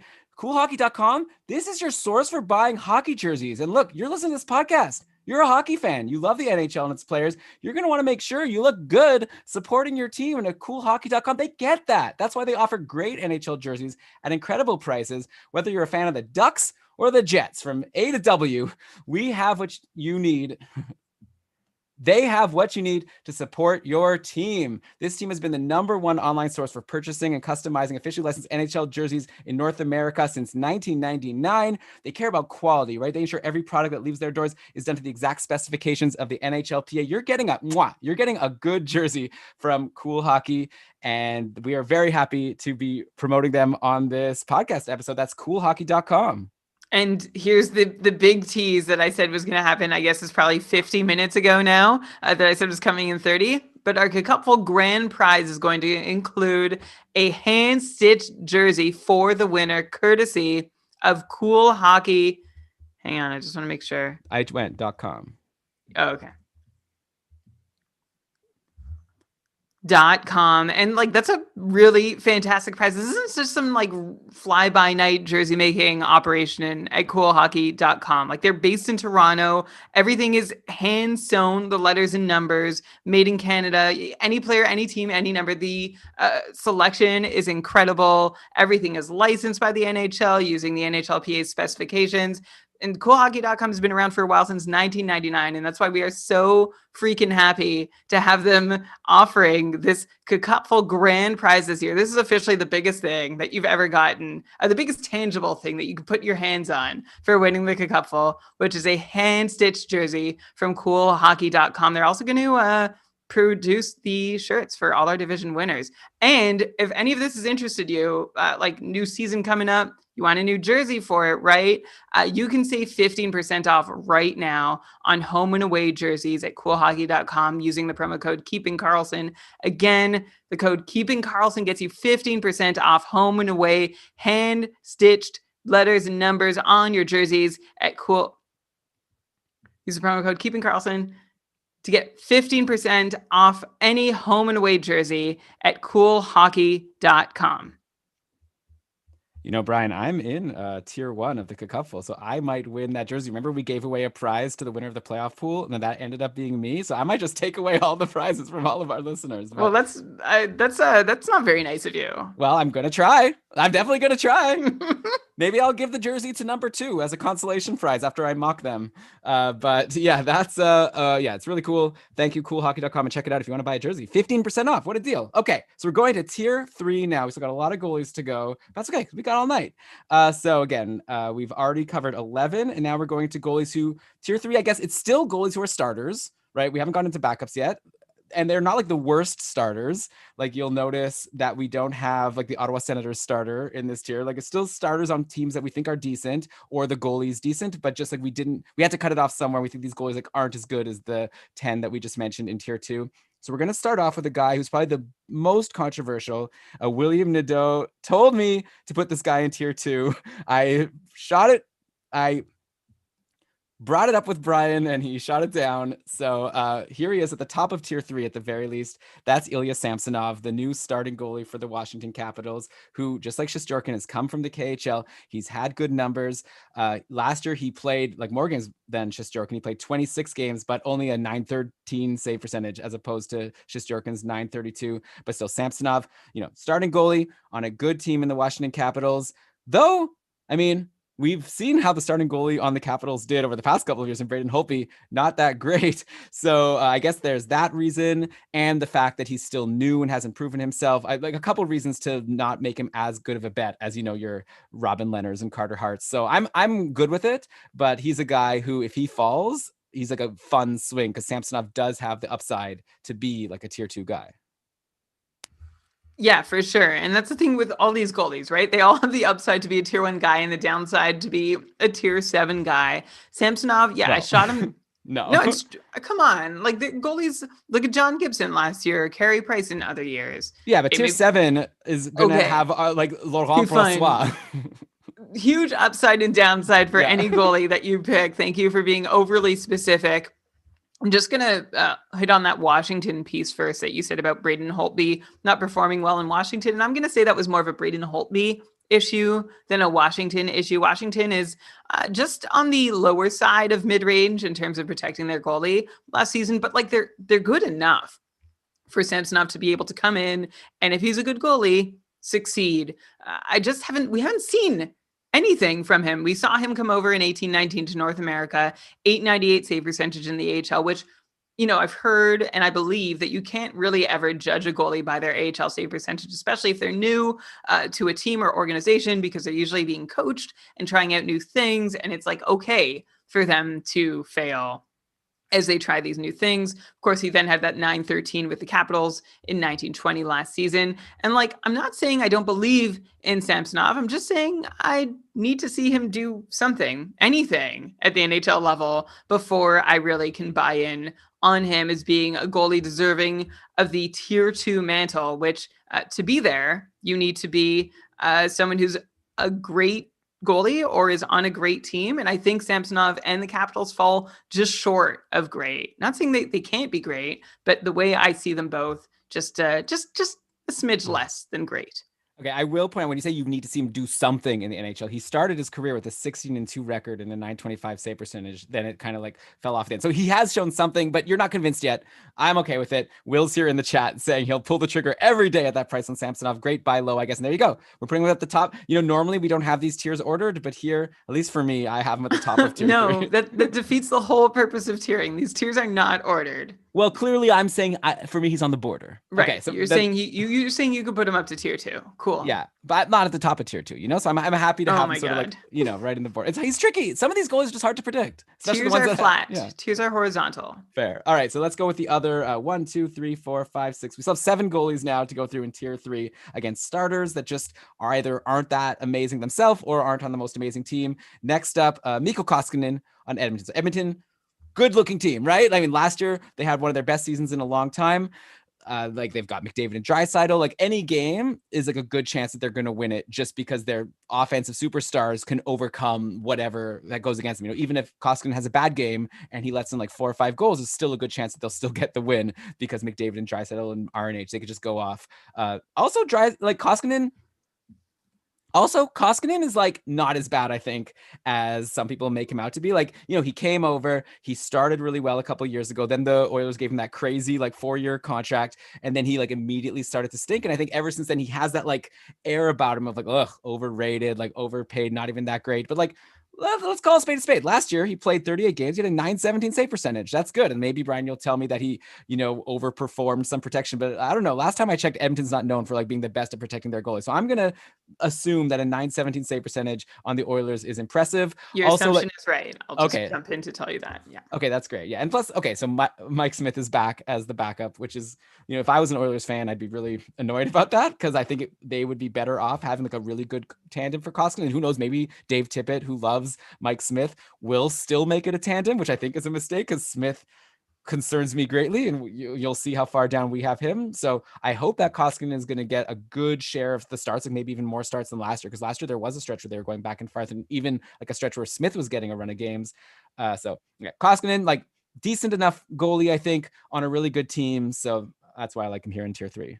Yeah, I'm totally with you. I don't think I have anything to add. Koskinen surprised me with how well he played last season. His 5-on-5 save percentage was about average, even though he played for Edmonton, who ranked, let's see here, 21st in the league in expected goals against per 60 minutes, like on the wrong side of that. So, like, I guess if I were to say any reason to be concerned about Koskinen, one is that we've only seen a short spell of him doing well. And number two, that Edmonton blue line, it's nice that they're finally shoring up their forward ranks. And I think that's going to hopefully wash out some of what their blue line looks like. But losing Clefbaum hurts a lot. And you look at who's left on defense right now. Darnell Nurse, good. Ethan Bear, good, but young. Then it's Caleb Jones, Adam Larson, decent top 4 guy, Chris Russell, and Tyson Barrie, neither of whom can hold their own when they're on the ice. So it's really interesting situation and sort of like a really fraught situation for Koskinen to be in. He's going to see a lot of action. And honestly, I just want him to be average. That's all I want from Mikko Koskinen this year. And this year, unlike last year, I'm ready to believe that he can deliver that. So I think Koskinen is like your classic tier 3 goalie here, where it's like, okay, not great, but should be good enough and is most likely the number 1. Yeah. And hopefully the team bails him out sometimes when he has a bad start and like we'll still get a win. So obviously this really depends. Like in the Cupful, the Keeping Karlsson Ultimate Patron Fantasy League we always are talking about, there's like not as much of a premium for wins as in other leagues. So I would have Koskinen a bit further down in my list there. But in most leagues where wins have like a big chunk of the value, then that moves Koskinen up for me. Okay, here's the next guy is someone who actually we were going to put in tier 2. Then we kind of decided last minute. I guess I kind of acquiesced. And also, like, I don't know, he was also like kind of a borderline guy. I'm talking about Darcy Kemper, the guy who has the best save percentage. Actually, no, the second best save percentage of the people in this tier from last season. He was amazing, right? With Arizona. He only played 29 games. We had a 928 save percentage in that span. The reasons why we don't have him in tier 2, I feel like we don't have to like say the reasons why he deserves to be here because he's been great over the past couple of years. The reasons why we don't have him higher is like Arizona is looking not great. Like they, did make the playoffs last year, but now they don't have Taylor Hall. Like, I don't know, just everything seems to be kind of a mess. I don't know. I'm concerned about this team. Plus he's got an injury history. He missed time last year with injury. Also Antti Ranta, who also has a big injury history, but when Ranta's healthy, he's actually really good and should, you'd think, be at least a halak to Kemper's Rask in terms of getting a decent number of starts, especially since Kemper's so injury prone. You'd think that the Coyotes would be smart to not try to ride him into the ground, try to keep him healthy. So all those reasons are reasons why I was okay with leaving Kemper in tier 3, even though he might have the best save percentage of all the goalies in this tier. In our show notes that we use to prep each show and do our research, Elon had put Darcy Kemper in tier 2 and left a comment next to him saying, if you fight me on this, I'm not going to let you. Like he's going to be in tier 2. You won't convince me otherwise. I think that was a typo. I meant to write, if you fight me on this, I won't argue. Like I will, like I meant to say that if you fight me on this, I'm okay to move him down. Sorry, that's embarrassing. Okay. I thought you were like, if you fight me on this, I'm not even going to argue with you. Like you can't even, like I won't have that conversation with you. Oh, okay. Okay, well then none of that really matters. Darcy Kemper in the 3rd tier. Again, I agree with really everything you said. Elon, 2 years ago, I wasn't so sold on Kemper, even though he had great even strength save percentage numbers. He hadn't really outperformed his expected Fenwick save percentage by a whole lot. He seemed to be really benefiting from the Arizona defense. But last year, the story was very different, where he put up one of the league's top 5-on-5 save percentages, while also putting up one of the league's top 10 Delta Fenwick save percentages. So Darcy Kemper proving to be the real deal so long as he can stay healthy. And I agree, Elon, like Antti Ranta is potentially as good as Darcy Kemper. Like Arizona is spoiled in net. They just have 2 guys who can't stay so healthy. So we'll see what the split is between them. I imagine Kemper is at least 1A. And I think he's going to be steady enough that you can probably count on him as a tier 3 goalie. Yeah. I love how, like, I guess you go for it, right? Like, I always feel like you're going a little further. Like when you say Vasilevsky's just average or like Ranta's just as good as Kemper. Like I would say like he's closer to Kemper than people may realize. I don't know if I'd go that far, but that's fair. I mean, we used to think that Ranta was better than Kemper, and I'm sure you're going to well, let's not even get into it. Like they both have shown they could be good, but like, and Nick is saying Dom predicts the West will be a low scoring division, so Kemper should be the same as last year. Like, yeah, but even if he is the same as last year, he only played 29 games. Like the injury proneness is a reason why I'm having him in tier 3. And also the fact that fine, he might have a good save percentage, but that still might not lead to a lot of wins. And that's a problem. Like there's going to be some games against some easier teams, but he's also going to have quite a few games against like Vegas, St. Louis, and Colorado. And those will be a little scary. So next up here's a goalie that I know Will Nadeau loves and would probably even consider putting him in tier 2. He wrote a whole article about how Linus Ullmark, why do people give Linus Ullmark the respect he deserves? Because he's been awesome lately. Last year, he had that stretch when he finally like took over from Carter Hutton and just played a bunch of games. He was awesome. And unfortunately, got injured when he was on this amazing run. Too bad. But now you have got to assume he should be the undisputed starting goalie on Buffalo going into next season. And he's on a Buffalo team that I know we say this every year. They should be better. They should be good. Like they got Taylor Hall. Like Rasmus Dahlin is a year older. So there's all the reasons in the world to believe that Ullmark is going to be on a decent enough team, be the starting goalie, and he's shown that he can be a really good goalie. So we're not ready to put him in tier 2 yet. It's going to be hard to imagine putting a Buffalo goalie in tier 2. Hopefully it'll happen. Maybe Ullmark will prove himself, and next year we'll put him in tier 2. But here I'm happy to have him in tier 3, and he's the kind of guy who like I could see falling lower than all of our tier 2 and tier 3 goalies, and you end up getting like a steal in your draft where you've gotten all these great skaters in higher rounds, and you still land an Ullmark and like a Koskinen, let's say, late. And I think you're laughing. Like, yeah, you could have like reached and gotten Vasilevsky and Carter Hart, but instead you'll have whatever Stamkos and Gaudreau, or whatever the skaters that make up for it. Yeah, tier 3 is the last tier from which I'd be happy to have my fantasy team's number 1 goalie. And I actually probably would prefer my number 1 goalie come from tier 3 because there is upside here and every goalie is fraught with risk. So I don't know how much of that I'm really mitigating by drafting a tier 2 goalie over a tier 3 goalie. So I would happily wait for tier 1 and tier 2 to be gone and end up with someone like Samsonov or Koskinen or Kemper or Linus Ullmark as my number 1 fantasy goalie. Ullmark is a guy who we called for breakout 2 seasons ago to overtake a weak incumbent in Carter Hutton. He didn't. He had a really bad season, but then last year he seemed to finally find his groove and find his game, posting a pretty strong above average 5-on-5 save percentage. Delta Fenwick save percentage was still like just a little bit above average, which is good. Like that's the right side of average, but it didn't show him to be anything special. That said, I don't need him to be anything special. Similar to Koskinen, it's like just get in there, be number 1, don't lose your job, and be decent. And I'm going to like you a lot on my fantasy roster. So I still think there might be some upside from Ullmark. Like you said, Elon, he was getting really hot and then got injured. And there might be room for him to grow and get better from what we've seen from him so far. Keep in mind that Ullmark is still only heading in. Actually, he's not that young. He's heading into his age 27 season, but still, it's still like one of his first full-time campaigns in the NHL, and I'm hoping we'll be able to see a level from him that we haven't seen yet. But we're not sure it's going to happen, and that's why he's in tier 3 and not tier 2. Right, exactly. So I like him here, and he's a good guy that I'm hoping falls to me in any snake draft that I'm in. Okay, next up, we got 4 more guys still in this tier 3, which are starting goalies on teams that are decent, or the goalie we think is decent, just not as good as tier 2.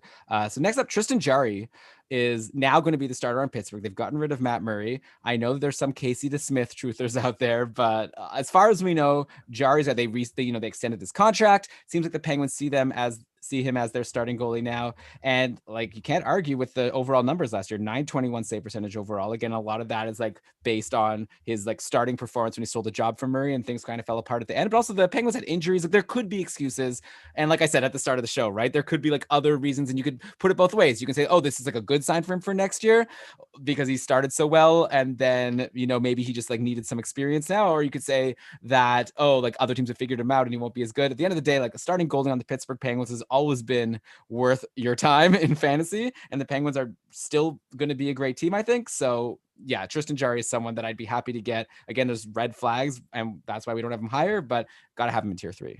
Yeah, 2 completely different half seasons that we saw from Jari, 938 in his first 18 games, and in his final 15, 901. It's like a huge difference in the quality of starts we saw from Tristan Jari. That said, on the whole, he had a quality start percentage above 60%, and the really great and the pretty bad all averaged out to being an average goalie. So really, if that's the worst case scenario for Tristan Jari, like you said, he's on Pittsburgh, I think that's pretty good news.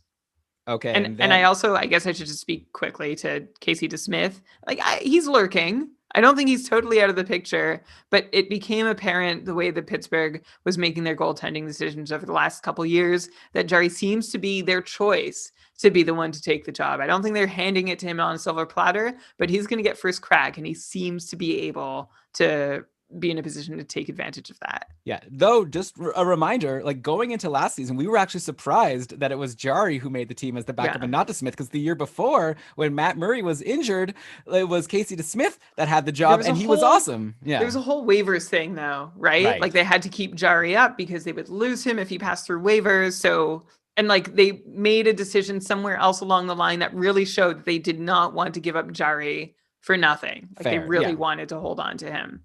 Yes, that makes sense. And yeah, so DeSmith has shown that he could also be good, which could be a reason to think Jari gets fewer starts. But like you said, like all indications that he's their guy in the starting goalie, unless he like really struggles. Next up, Cam Talbot, who's someone I had to kind of convince you to not have even lower. But I'm actually pretty excited about Cam Talbot. He's another Allmark for me, where I'm expecting him to fall in drafts, and I think he could end up being a nice get. Like, first of all, he had a good year last year with Calgary. Like, not that many games. He only played 26 games because he was the backup to Riddick for most of the time. Though in the playoffs, he did end up becoming the starter for quite a few games. Well, not that many because Calgary got eliminated quickly, but you get what I'm saying. Also, Minnesota is a team that you've talked about forever, how they're so good at protecting their goalie. So even if Talbot is just average, then I still would expect him to have a pretty decent save percentage. And I think Talbot, like, yeah, he had a couple like rough years, but overall he's had like a pretty good career. I think he's shown enough that make me confident in him. I think Minnesota's a good defensive team. I'm not expecting like a huge number of wins, but I think he definitely fits the bill here as like a solid goalie you can get and depend on, especially in a league like the Cupful, where you don't have to worry as much about wins and it's more about like getting a lot of saves and having a good save percentage. Like Talbot, yeah, right here for me, like kind of the opposite of a Koskinen in terms of like, I don't think he's gonna get as many wins, but I think he might have a better save percentage. So yeah, Cam Talbot. Brian, you argued a little bit. I guess, is it more because you don't love Minnesota or because you don't love Talbot? It's because I don't love Talbot. I think he's an average goalie at best who can have some really high highs, as I mentioned right at the top of the show. But I also don't think when it all washes out that he's going to be any better than an average NHL goalie would be. But there is this X factor that he's going to Minnesota, who have a really strong decor, have historically, for many years now, been one of the best goalies at protecting, been one of the best teams at protecting their goalie. However, that happened under Bruce Boudreau, who, as you remember, was fired in mid-February of last season. So Dean Evison, sorry if I'm mispronouncing that, came in to coach for about a month, did well. Nothing really seemed to significantly change in the way that Minnesota played, especially the way they protected their goalie. But could it next year? Is he going to have much of a different style? I don't know. I do think that Minnesota doesn't really have a choice other than to play that style, given the personnel they have. So that's reason to believe that they're still really going to lock it down around their goalie. And hopefully Cam Talbot will do better than Devin Dubnyk did in the same position. So that's reason why I am okay putting Cam Talbot in tier 3. If you look at him as like a just below average goalie on the best goalie protecting team in the league. Yeah, and I think he has upside to not be below average. Like, I think he's shown spurts. So yeah, it could go either way. I guess one reason. What are you basing that on? I mean, I remember he had that amazing season with Edmonton a few years ago when he was like one of the top goalies in fantasy. Then I know things got a little worse. And then last year he was really solid. I remember we were talking on the podcast about how the Flames should be playing Talbot because he's been so good. So my most recent memory is of him being good. And my like strongest memory is of him being good. But I do have other memories of him not being good. But if you frame that decision, it was play Cam Talbot over Dave Riddick, right? Like he wasn't beating anyone amazing for that job. And in the last 3 years, he has underperformed his Delta Fenwick save percentage each year, including last year when you thought he was doing pretty well, and pretty badly 2 years ago. So I just don't see a whole lot of reason in the last 3 years to imagine Cam Talbot is anything better than average. So when you say there's this upside, that confuses me. That's fair. That's fair. Maybe I'm overdoing it. And also maybe another argument against him is that Kaapo Kakkonen is the backup now.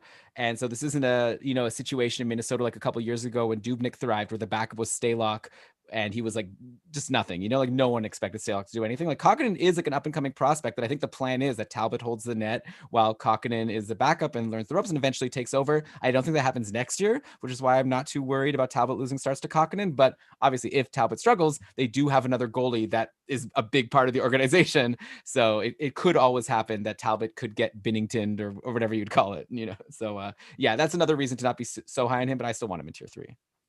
Yeah, and since you mentioned Alex Stalock, we should mention that he is expected to play at some point this season, but that's the only timeline we have since he had that upper body injury that we learned about back in mid-December. So just keep that in mind. If you are thinking of Talbot and Kakkonen at some point, Stalock is going to come back in, and he was going to be at least part of a tandem as far as we could project going into the season. Yeah. By the way, Patty bringing up memory lane here. Remember when Talbot was Lundqvist's backup on the Rangers? We loved him then. That was like when we started doing keeping Karlsson, and Talbot was great. I remember one time I have this strong memory of Lundqvist getting injured and then Talbot taking over and my brother adding him in a league and like asking me if it was a good idea. And I was like, I think you nailed it. I think it was a great idea. And then he was so happy because Talbot did really well as the Rangers starter for a short time. It also reminds me of the time that Martin Jones did amazing as Jonathan Quick's backup. Yeah, and well, obviously things have gone differently. So you're being cute here. I get it. All right, next up, we got 2 more goalies in tier 3. One of them, there's a strong argument to put him in tier 2 because he's going to be the starting goalie at least to start the year on when a good Elon team. Says that, he generally means that he believes the goalie should have been in tier 2. No, this is one that you wanted to put in tier 2, and I argued against it. Oh, perfect. So I'm talking about Anton Khudobin on Dallas, who is the goalie that had the highest save percentage in this year. Back when I said I thought Kemper was, it was like, no, Kemper had a 928. Khudobin had a 930 save percentage, not even to mention the great playoff run he had. And now with Bishop injured, Khudobin is going to get a shot at being a starting goalie for like the first time in his career. So you'd think, why not take him higher? Why not put him in tier 2 as a goalie on a good team that's had great numbers? Like, what's not to like? I guess for me, my 2 reasons not to like are, number one, we've never seen him be a starter anywhere, like, or at least not in the NHL, right? And he's had a very long career, so I don't know if he could handle a starter's role. And also, even if he can, and even if he's great, like, Bishop is not out for the year. Like, Bishop is going to be back by like the end of March, apparently, according to the timeline from his surgery. And when I'm playing fantasy hockey, a big part of my draft is thinking about the fantasy playoffs. I'm expecting my team to be good, make the fantasy playoffs. And so I don't want to reach for a goalie and like as a tier 2 goalie and then have him like help get me into the playoffs just for Bishop to come back. And then, Khudobin all of a sudden is your backup and is a backup goalie in the fantasy playoffs. So that's why I couldn't put him in tier 2, just because I want my tier 2 to be all goalies that I know are going to be starters from the beginning to the end of the year. And so Khudobin is a great guy to get, especially if you're in like a season long points league, though again, I guess he could fall off at the end when Bishop comes back, but I don't know, if you want help now, like, Khudobin's going to be probably really valuable to you in the next few weeks. And that's not to take away from Jake Ettinger, who's the backup that a lot of people are really excited about. Like, he's another heralded prospect. And I think, like I said, there is that thing that Khudobin's never really been a starter. So I'm going to be excited about Ettinger when we talk about him. I guess we could just talk about him now, but still, like, Khudobin's a really good bet for the start of the year until Bishop is back. Yeah, if Bishop was coming back later or like in a Salah kind of position where we really didn't know anything, I think Khudobin probably would be a tier 2 goalie. Last season, he led the NHL in 5-on-5 save percentage by a really, really comfortable margin, 948 mark in that category. The closest was Tuukka Rask down at 941. And again, the average was like 923. So just crushing the league. Of course, the same thing showed up in his Delta Fenwick save percentage numbers, where Khudobin also led the league and by a very comfortable margin over Connor Hellebuck and Jake Allen. And then it was like another big step down to the next guy on that list, Corey Crawford, believe it or not, who we'll talk about in a little bit because he's a goalie in the NHL. And we're talking about every single goalie who you should be thinking about in the NHL this year. So Khudobin has a fantastic little resume. Elon, I hear you saying he's never been a starter before, but neither is Shesterkin. Like, I guess you think they're at different points in their careers. Like Khudobin, I did this little like very crude 3-year weighted save percentage, and and 3-year weighted Delta Fenwick save percentage. So I took the most recent year and I weighted it the greatest. And 2 years ago, somewhere in the middle, and then 3 years ago, a little bit of an impact on the final number. Hudobin leads in both measures. And yes, he hasn't played as much as the rest of the goalies who I'm counting in this sample here. But holy cow, he is really head and shoulders above everyone else, basically on the strength of his most recent season. But how can you, like, Shesterkin, you love, and he didn't do as well as Hudobin last season, and we've also never seen him in a starter's role. So I guess, and he also plays for a worse defensive team. Dallas protects their goalie very well. So help me understand. Yeah, I guess it's just a Bishop thing.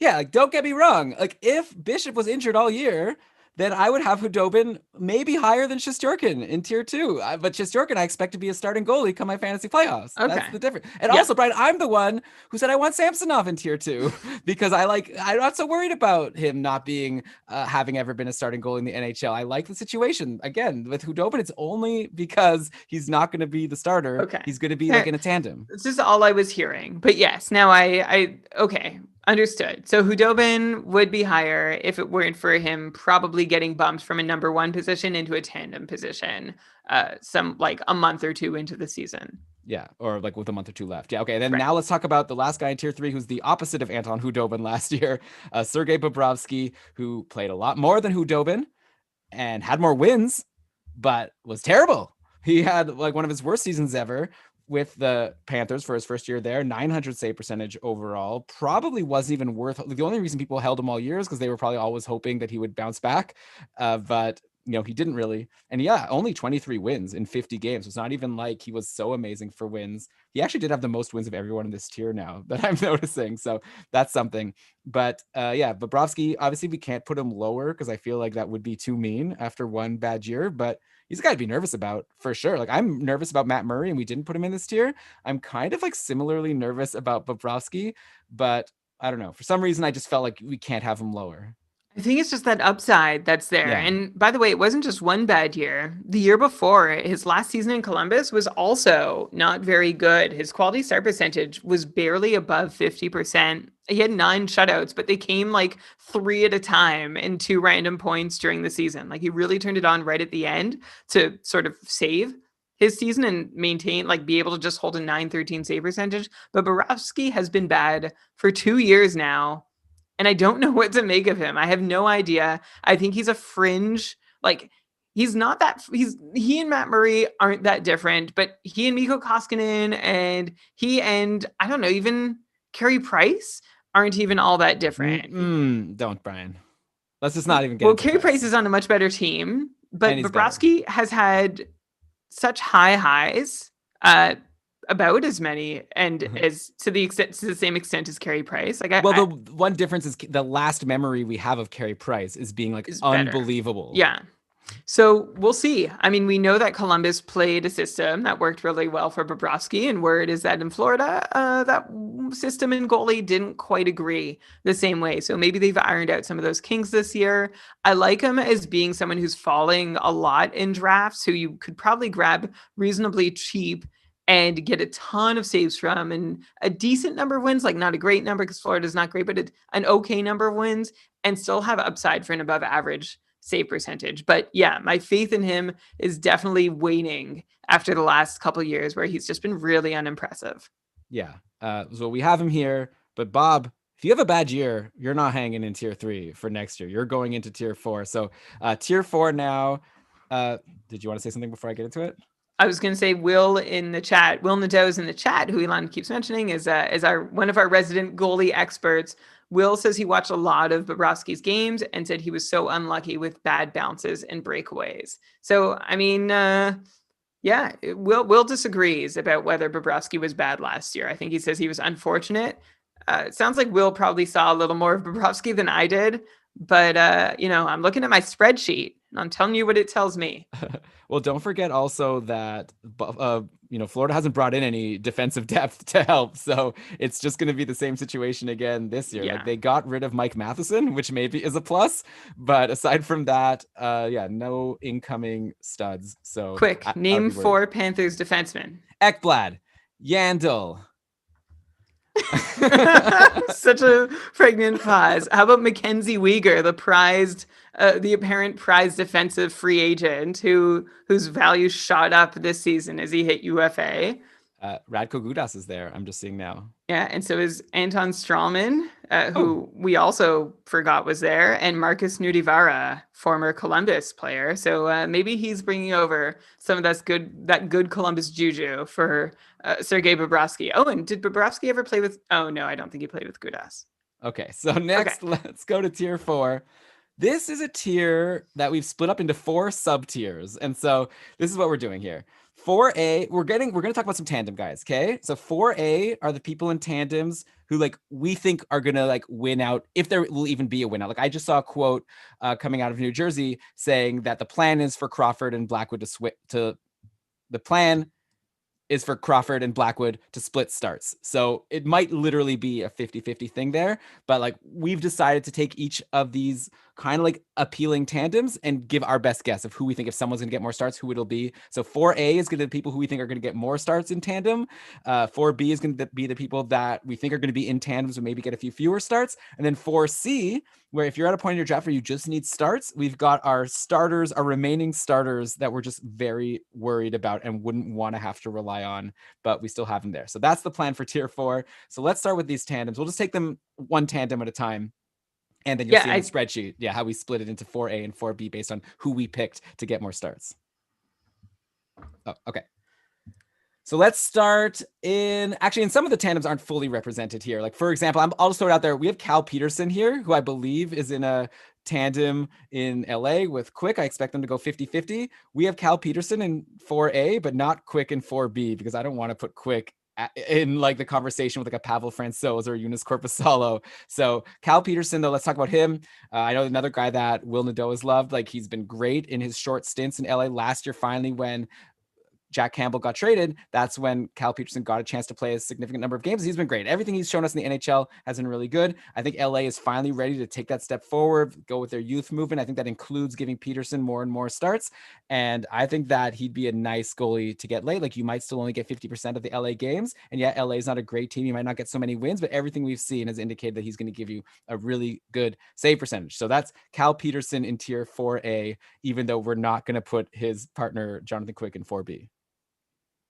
Yeah, Cal Peterson has been really good lately. His Delta Fan save percentage was a healthy amount above average last year, even though his 5-on-5 save percentage was not great. That was more a function of playing for LA than it was a function of his own ability. So yeah, I am into Cal Peterson as like someone who might be a sneaky guy, like more of a stream, right? If you're looking at a tandem and you're looking at the LA starter, or like an LA spot starter, I don't think he's someone who you want to roster for very long, unless, having a goalie who plays once or twice a week and puts up a half decent save percentage, unlikely to get a win, is going to help you. But yeah, I like Cal Peterson, and I hope he's the goalie that grows into this LA team, or that this LA, group of prospects can grow up with, because I think he's probably able to be a goalie with a really good team in front of him. And I just hope he sticks around long enough in LA for that to happen.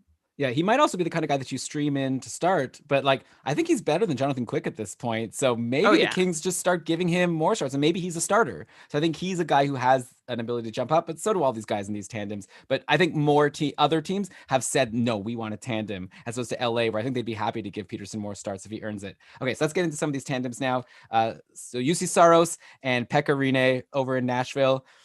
So Nashville wasn't as amazing last year, but they still are a pretty good defensive team. Like, UC Saros had a .914 save percentage in his 40 games last year. Pekka Rinne had an .895 save percentage in his 36 games. So that's part of the reason why we have Saros as the guy that we're expecting to edge out Rinne. Though, Brian, we actually had a bit of an argument about this, because I actually was saying before that I might even put Saros in like tier 3. Like, I considered him the starter, because at the end of last year, over the last 20 games, I think Saros played 17 of them. Like, they just decided to stop playing Rinne and play Saros because he was doing well. Yeah. And he had an amazing end of the year. So I kind of see Saros as a starter and not in a tandem, but you felt that Rinne is still going to challenge for starts and make it closer to being a 50-50 thing. Yeah, Saros caught fire towards the end of last season. There's no room to give Pekka Rinne the net again. Not to say that they didn't want to just give it to Saros, but I just wonder if Saros can hold it, because we've seen him catch fire before and then be playing long enough to fizzle. And also, Rene is not completely done. Yeah, last season was bad, but the 2 seasons before that were still quite good. He's still ranked amongst the top group of goalies in both 5-on-5 save percentage and Delta Fenwick save percentage. Not to say Saros didn't. Saros has also been pretty good the 2 years before this one. But I'm just not convinced yet that it's time for the torch to be officially passed more than like a 50-50 situation, especially in this compressed season. Like this is a season where if you have two goalies with no huge difference between them, you use them. And unless Rene has really fallen off because of age, which is possible, right? Like he's 38. Yeah, he's going his age 38 season, hasn't played in a while, like a longer than usual layoff. We'll see how he handles it, especially after a bad season. But I still have faith that if he's got good conditioning, he's going to be just fine to be able to hold up 50% of the starts. That's going to be on your tombstone, Brian. I still have faith. Like that's you're great at fantasy and you do really well, but like I don't see how like Pekka Rinne going to his age 38 season that just had like a bomb of a season. Elon, I wrote him off going into his age 34 season, and then age 34, 35, 36, he was fantastic, fell off age 37. I don't think that means it's over. And like I said, I think teams are going to be pushed to use two goalies this year. Yeah. I mean, I think he'll be like maybe a Ryan Miller, like a decent backup potentially. Like, yes, if that's all he gets, but I think he might get more than that. Okay, so we'll see. So we agree to disagree here. A rare player in the NHL who's older than me at this point, at 38 years old, for Pekka Rinne. So I'm pretty stoked about UC Saros for next year if you're looking for starts. Brian disagrees. But either way, we have Saros in 4A, Rinne in 4B. Let's go to a team that actually I predict that the Colorado Avalanche are going to lead the league in wins. Like I just feel like we've talked about it a lot, right? The Avalanche are like stacked. They have great defense. They're going to protect their goalie like nothing. Like I don't even see Colorado losing games. Well, I guess they're playing a lot against Vegas and St. Louis. They'll probably lose some games, but I really like what they're going to do this season. Unfortunately for their goalies, it seems like such a coin flip, right? Like Grubauer and Francouz both had stretches last year where they were good, and they both had stretches where they were bad. I think that Grubauer is probably the starter going into the year, or like, the quote unquote starter, the one who's going to play more. And I'd be happy to grab Grubauer because even if he only plays half the games or a bit more than half the games, like I said, I think he's winning like a big chunk of those games. And I think he's shown some concern. Like remember at the end of his tenure in Washington, he had that huge, amazing run where he looked unbeatable. And I was really excited about him going into Colorado. And then last year wasn't like as amazing as I hoped. But like Grubauer is a guy that I feel like has like a lot of upside to be like a really like top fantasy goalie. Like if he ends up getting the starter job, I guess you can say the same thing about Francouz. Like I think it's like the best team in the league, right? So like potentially getting the right goalie that plays a lot would be huge. But if they're 50-50, it still could be a great tandem. If you want to get a tandem, like maybe they don't have as good of a save percentage opportunity as like in Columbus or the Islanders, but I love the Avalanche. So yeah, Grubauer and Francouz, and then we have Grubauer in 4A and Francouz in 4B. Yeah, absolutely. And I think Grubauer could, like UC Saros, end up moving up from this tandem situation to becoming more of a 1A kind of guy, or even a number one kind of guy by season's end. His initial season in Colorado was not what we were hoping for. After finishing in Washington in his last 60 games over 2 seasons, had like a .925 save percentage, which was awesome and fantastic. And he had a great run right at the end where he definitely outplayed Braden Holtby and had quality start percentages near 70%. Then he went to Colorado, looked average-ish again. It's like, oh, can this guy be a starter? Picked up his game in his second year in Colorado, except for the fact that it was kind of volatile. He had this a decent save percentage, .916, but a 47% quality start percentage, which is very, very bad, especially if you're his fantasy manager and you're like, oh yeah, I'm going to put him in net. That's not good for him to not be so reliable in actually putting up performances that help you, even though it all added up to a good season where he's in the upper half of goalies with .934 5-on-5 save percentage and a Delta Fenwick save percentage that ranked him just outside the top 5. So Grubauer was good last year, just super inconsistent. So I would love to see him be consistent enough to hold Francouz at bay, which I think he can. I don't think Francouz is anything super special. Like, looks like a good 1B backup option. Doesn't yet look to me like a number one goalie. So I think there is opportunity for Grubauer to jump out of the 4A tier and into the tier 3 or even tier 2 by the time we're a month into the season. Like, I was like agreeing with you all the way through, but I actually think Francouz is like a legit threat. Like, this isn't like a Peke Rene situation for me. Like, I think that Grubauer is like the incumbent, like the one who's going to get first crack. Like, when you say like he's nothing special, like I'm looking at his elite prospects page, like 923 save percentage last year in 43 games. Sorry, 923 save percentage last year in 34 games, his first year in the NHL with the Avalanche. He was in the AHL the previous year, 918. Oh, no, he also played he played 2 games also in the year before. Then you look at his KHL career, and he's like a 920, 930, like every year of his career, and playing like a decent number of games, like more games than Shesterkin was playing in the KHL in that stretch. It seems to me like Francouz has been a superstar like his whole career. He just like recently joined the NHL at the ripe old age of 30.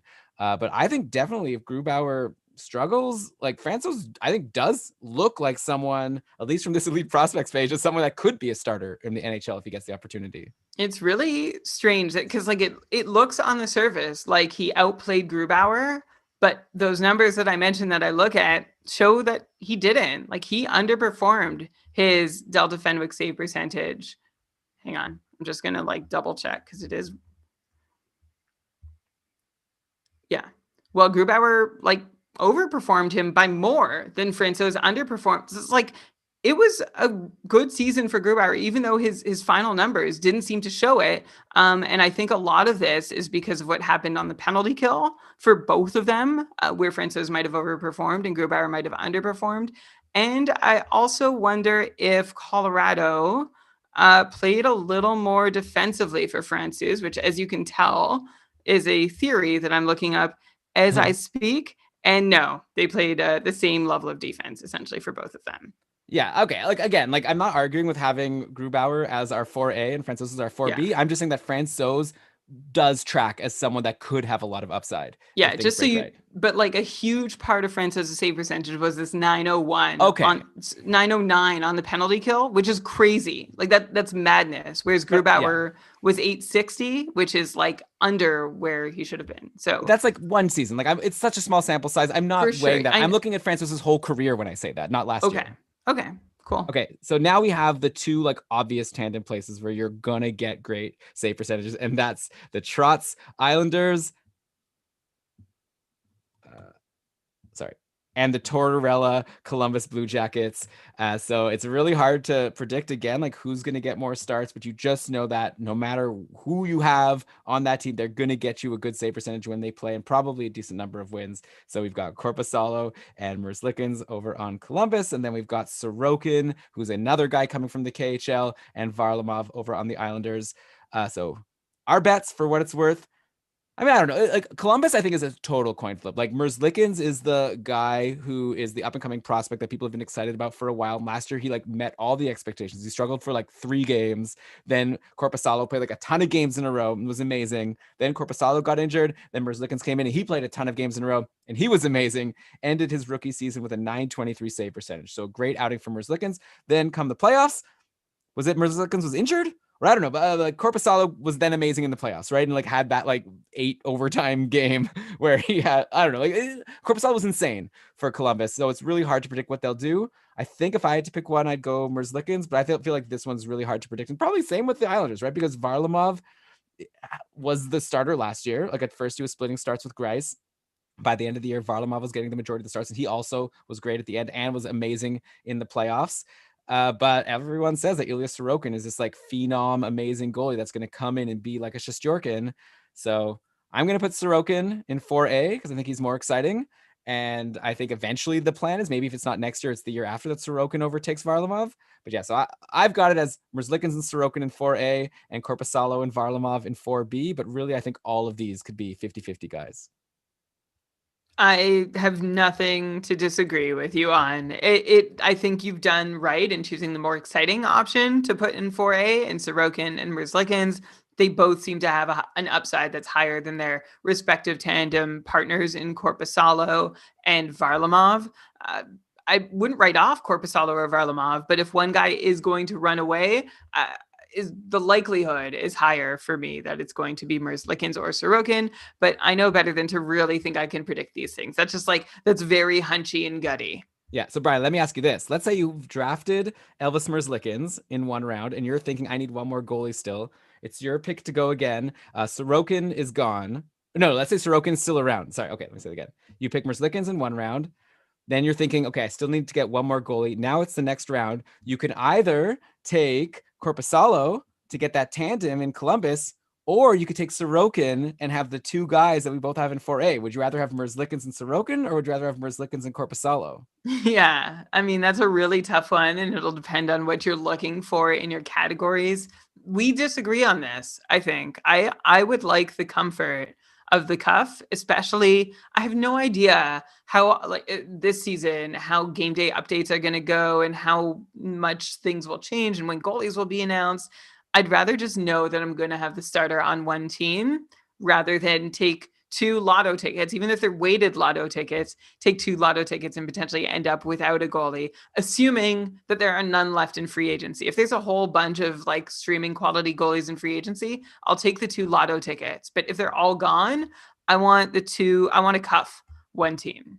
Yeah, the nice thing is then you don't have to worry so much about injuries. If anything, like the nice thing about having a tandem like that, like a cuff, is that if one gets injured, it's actually good news for you because now you stash one in IR and then you have a starting goalie taking up only one spot instead of two. So it's pretty rare in fantasy to not want to tear your hair out when there's an injury. And that's one situation where you can kind of buy insurance on that. So yeah, it probably depends what you're going for. Okay, who do we else going for? Okay, who else do we have in here? All right, the Devils, right? So we've got Mackenzie Blackwood and Corey Crawford. Blackwood was amazing last year, especially at the end. Like he actually struggled a bit at the beginning. It's kind of like an Ullmark situation, right? Like there was Schneider and Hutton at some point getting a lot of starts. But by the end of the year, it was clear that like Blackwood and Ullmark were the starters. Unfortunately, Blackwood ends up in 4A and Ullmark is in tier 3 because the Devils were smart and picked themselves up a really good tandem goalie in Corey Crawford, who, just like we said about Leonard, like Crawford on Chicago, a bad defensive team, had a great year, a .917 save percentage in his 40 games. We expect New Jersey, I think, to be a better defensive team than Chicago. So I think it's a pretty decent situation for both of them.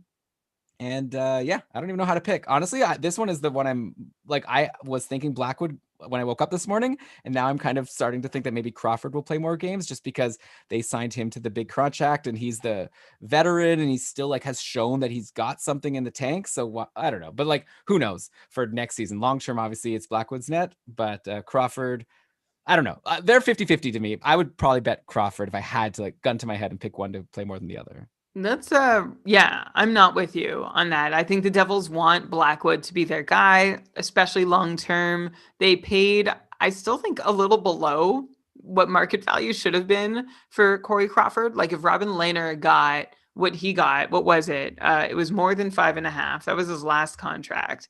Oh no, it wasn't. He got 5 million. Corey Crawford gets a full million and a bit. Like, okay, maybe forget all that. Maybe Crawford signed for market value in New Jersey, but he's there to back up because the Devils have not had a backup for Mackenzie Blackwood for as long as Mackenzie Blackwood has been around, and that's hurt them. You remember the days of Keith Kincaid and the Corey Schneider has been there. I think, did Louis Domingue? Louis Domingue's been everywhere. Louis Domingue was probably in New Jersey at some point recently too. Yeah. So I think Corey Crawford is there to be a solid veteran, to be what they would have hoped Corey Schneider could have been at this point in his career. Not to say that Corey Crawford is chopped liver. Corey Crawford is outstanding. He, every chance I get, I extol the virtues of how incredible his career has been, including last year, where he wasn't so different from Robin Lehner in Chicago, posting an above average 5-on-5 save percentage and finishing in the top 5 in the league in Delta Fenwick save percentage. So Corey Crawford, still going very strong, but I really do think he's just there so that the Devils can give Blackwood a rest and not feel like they're throwing a game. And a rest might be every other game, or it might be a little less often than that. But I would bank that that Blackwood sees at least 50% of the starts and probably more. Okay, well, again, I referenced at the top of the show. I saw in Roto World that like the word is the plan is for them to split starts. So who knows how that'll actually shake out. Yeah. Uh, I mean, to me, like I'm looking at our tier 4B right now. We have Crawford and Rene in the same tier. And to me, it's like I see Crawford as like a 50-50 guy who's going to have a good save percentage and who's like still looking good. And then I see Pekka Rene, who's someone I don't even want to draft at all. And I don't know why he's in this tier. Okay. You know what? When you make that very stark comparison, who else is here? We've got Varlamov, Crawford, Korpisalo, Francouz, and the one we haven't gotten to yet is Braden Holtby. Yeah, so we have the Vancouver tandem. Which is like, until I got to Holtby, I'm like, okay, yeah, maybe we should have moved Rene down a little. Well, to be fair, again, like Braden Holtby, yes, let's get into Vancouver. Like Holtby had a bad year last year in Washington. He's been not that great in his last couple of years, but he's still only 31 years old. So there is that potential that he could still be good. Maybe he just needs a, new environment, and who knows what can happen. So I'm definitely not ready to write off Holtby that as I am like ready to write off Rene now at 38 years old, coming off a bad year himself. That's so funny because Holtby has been worse for longer. Yeah. This is an age thing for me. I just This feel is like straight up an age thing. yeah, I think like Holtby still is someone that I could imagine can bounce back. I think Rene is just sort of at the end of his career. But that said, I like Demko over Holtby. And if I had to pick a Vancouver goalie, I actually expect that Holtby's going to start as the starter because he's like the big money free agent. I think Vancouver maybe, I don't know if they made a mistake signing him because there's that whole part that maybe he'll get taken by Seattle in the expansion draft and it might work out very well because they don't have to lose someone else. But that said, I think Demko is the one I'd bank on Vancouver, but I could see it going either way because, yeah, maybe they are trying to showcase Holtby a little bit. They'll probably go with the hot hand. I expect that the hot hand will be Demko from what we saw in the playoffs. I know he had stretches last year where he wasn't as great. I would take Holtby over Rene, but I would take Demko over Holtby. Okay. Yeah, I think I agree with everything you said, that Holtby is going to be the starter to start the season because that's what Vancouver needs to do after signing him. But eventually it'll turn to Demko. You know what? I'm not sold on either guy. I'm not excited about having either guy, especially because I mentioned Vancouver had their problems defensively last season. Of course, Nate Schmidt coming in will hopefully help remedy some of that. But like Vancouver goalie is going to be fine, but they're going to have to work. And just haven't seen a whole lot from Holtby lately and haven't gotten a chance to see a whole lot from Demko to know that either one is going to be completely up to the task. Yeah. So, okay. I'm happy with where we have Demko and Holtby. I'm going to make a quick proposal to you. We have a tier 5B coming up in a little bit, which is tandem guys who we don't rely on. And one of them is Jonathan Quick, who we mentioned. There's also like Dubnik and Jones, and then Delia and Subban. I would maybe put Rene there if you're up for it. Yeah. All right, I'm throwing him in there. All right, so we're changing it on the fly. And that is straight up an age thing. If I would just want to be clear, if Rene was like 3 or 4 years younger, I wouldn't do it. Okay, fair and noted. Okay, we still have another group of people in tier 4. So this is like we just said all these tandem guys, but like I said, you might want to still starter. There still are 3 starters left according to what we think, and those are Petr Mrazek in Carolina, Matt Murray in Ottawa, and Thomas Greiss in Detroit. And these are all starters that I personally, and I think Brian agrees with a couple of them, like I don't want to rely on. Like this is like not a starter that I'd be comfortable. Like anytime they play, I'd be worried like, oh boy, yeah, here we go. Mrazek stands out here like a sore thumb, right? Like Murray, of course, Greiss, of course, they're both going to be on very bad teams that are in the early stages of rebuilding. And then you've got Petr Mrazek, who is like, oh, he's on Carolina. They're going to win a lot of games this year. What's he doing there? And I look at Mrazek's numbers. Last year was actually, believe it or not, he got pounded on the penalty kill. He was actually average at 5-on-5 in his Delta Fenwick save percentage on the whole. And the 2 years before that, he outperformed the average NHL goalie in Delta Fenwick save percentage and in 5-on-5 save percentage. So you're going to really have to make your case here. You convinced me, I guess, earlier this afternoon that Petr Mrazek belongs here even while on a good team. But I'm not clear on why he really is in the same league as Murray and Greiss and isn't more along the lines of like a Cam Talbot. Well, I would say that Murray specifically, I think is going to play more than Mrazek. So there are arguments to have Murray higher in that respect. Now I know the team is a lot worse. Like Mrazek he's played in Carolina for 2 seasons now. He's played 40 games in each season. So I don't even see it. So he's like maybe not as concerning in terms of like he's gonna blow up my numbers, though I've always like not been so into Mrazek. And I know you're saying last year he wasn't even so bad, and you once you know disregard his penalty kill save percentage, he's still just like that's a vibe thing for me. I just don't think Mrazek is someone I'd want to rely on for my fantasy team.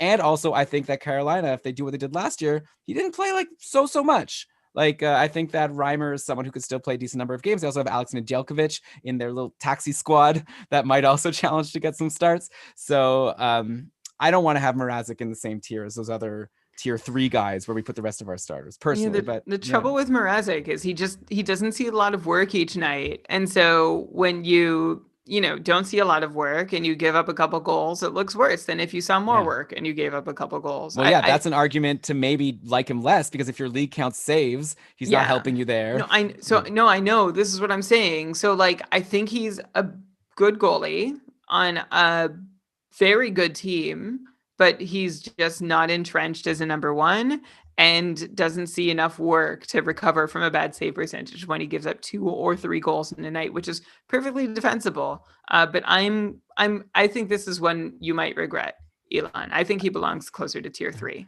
I think that he's going to do worse this year. I think he stinks. And then quickly on Matt Murray and Tomáš Greiss, if everyone's like, okay, but are they good? Like, are they going to do well? Murray's had 1 good season in his last 3, and that was 2 years ago. Greiss has also had 1 above average season in his last 3. So we really thought he was better than what he showed with the Islanders last year, and he was good for a bit, but then totally lost the job to Varlamov, and rightfully so. So I'm a little more concerned about Greiss going into this year than I was going into last year, based on what we saw from him last season for the Islanders. So for that reason, I think Greiss and Murray are equally questionable goalies to own, but they're great if you want to pile up saves. So I actually disagree with you on Greiss, and this was an argument I lost earlier. I would put Greiss with Bernier in our next tier of like tandems I don't like, because I actually think that Greiss and Bernier are going to split starts right down the line. But you seem to think that Greiss has been brought in as the starter. But whatever, we can agree. It doesn't matter because it's Detroit. You're not going to want either of these guys anyways. So I'm actually like, I'm looking at Greiss's age and contract. He's 34. He only signed for 2 years at $3.6 million. I could see. I'm more open to he and Bernier splitting than I was this afternoon. So should we put them both in 5B? Yeah. All right, I'm moving it right now. And then I am going to make a point about Murray that I'm expecting people to like get annoyed at me about. So I'm ready for this, because I know I think that the Sens are like, sorry, I'm doing 2 things at once here. Okay, so I've moved Greiss and Bernier to 5B, which I haven't got to. Okay, the Sens are like, oh no, not going to be great. But I think they're going to be like a fun team. I don't think they're going to be like the worst team in the league, like some people keep talking about them. Like, they've brought in guys who I know aren't like, everyone makes fun of like, oh, Stepan, like he's not even good. But like, I think Stepan's actually decent defensively. I think what Dom has been saying is he's not going to move the needle offensively. Like, I don't know, Galchenyuk's a depth piece. They've brought in Dadonov. They've got Tim Stützle, who looked really good in the World Junior Championships. They've obviously got Brady Tkachuk. They've got these defense. Shabbat is good. Brandstrom's coming up. Like, I know that people don't like the Eric Goodbranson signing, so whatever. Anyways, or Nikita Zaitsev or Mike Riley. Like, their defense is very weak. I hear what you're saying about their top end. Sorry, I totally interrupted you. That's fine. No, it's fine. Like, this is not like me saying Ottawa's going to be awesome and Murray's like a steal, but I think that maybe like, obviously the big question to me is Murray good? And he's like sort of gone 50-50 on that. Like, he's shown, streaks of being like one of the best goalies in the league. And then he's shown streaks of like, like this guy is terrible. Like, he helped me win Mike a couple division a couple years ago. Like, he was like, I'm not talking when the Pens won the cup. I'm talking like a couple seasons ago. He like, had that whole thing with Casey DeSmith and like, and all that. And he like had that injury or like his time off, whatever it was. Then when he came back at the end of the year, he was great. So it's not like that long ago that he's like been good. At the same time, he's had injury troubles. Who knows? Like, all that said, he's like probably a volume starter on a team that I think is like a fun team. So if we're at this, like, I'm happy to let Murray fall to me in a fantasy draft, and like, I'm not going to be like holding on for dear life and expecting things to get better if they're not going well from the start. But I'm like more into Murray than Mrazek, and definitely over Greiss. Like, I'd rather get Murray than Mrazek, which I guess sounds kind of crazy, but I feel like he'll play more. And I guess you're going for upside. And if like, so I've drafted Murray in my Cupful team, and if the first couple weeks go poorly, like he's on a really short leash on my roster, right? Like he's not sticking around if he has. I think he's a great guy to take a late round flyer on and be like, okay, how long can this work out for? Can it work out at all?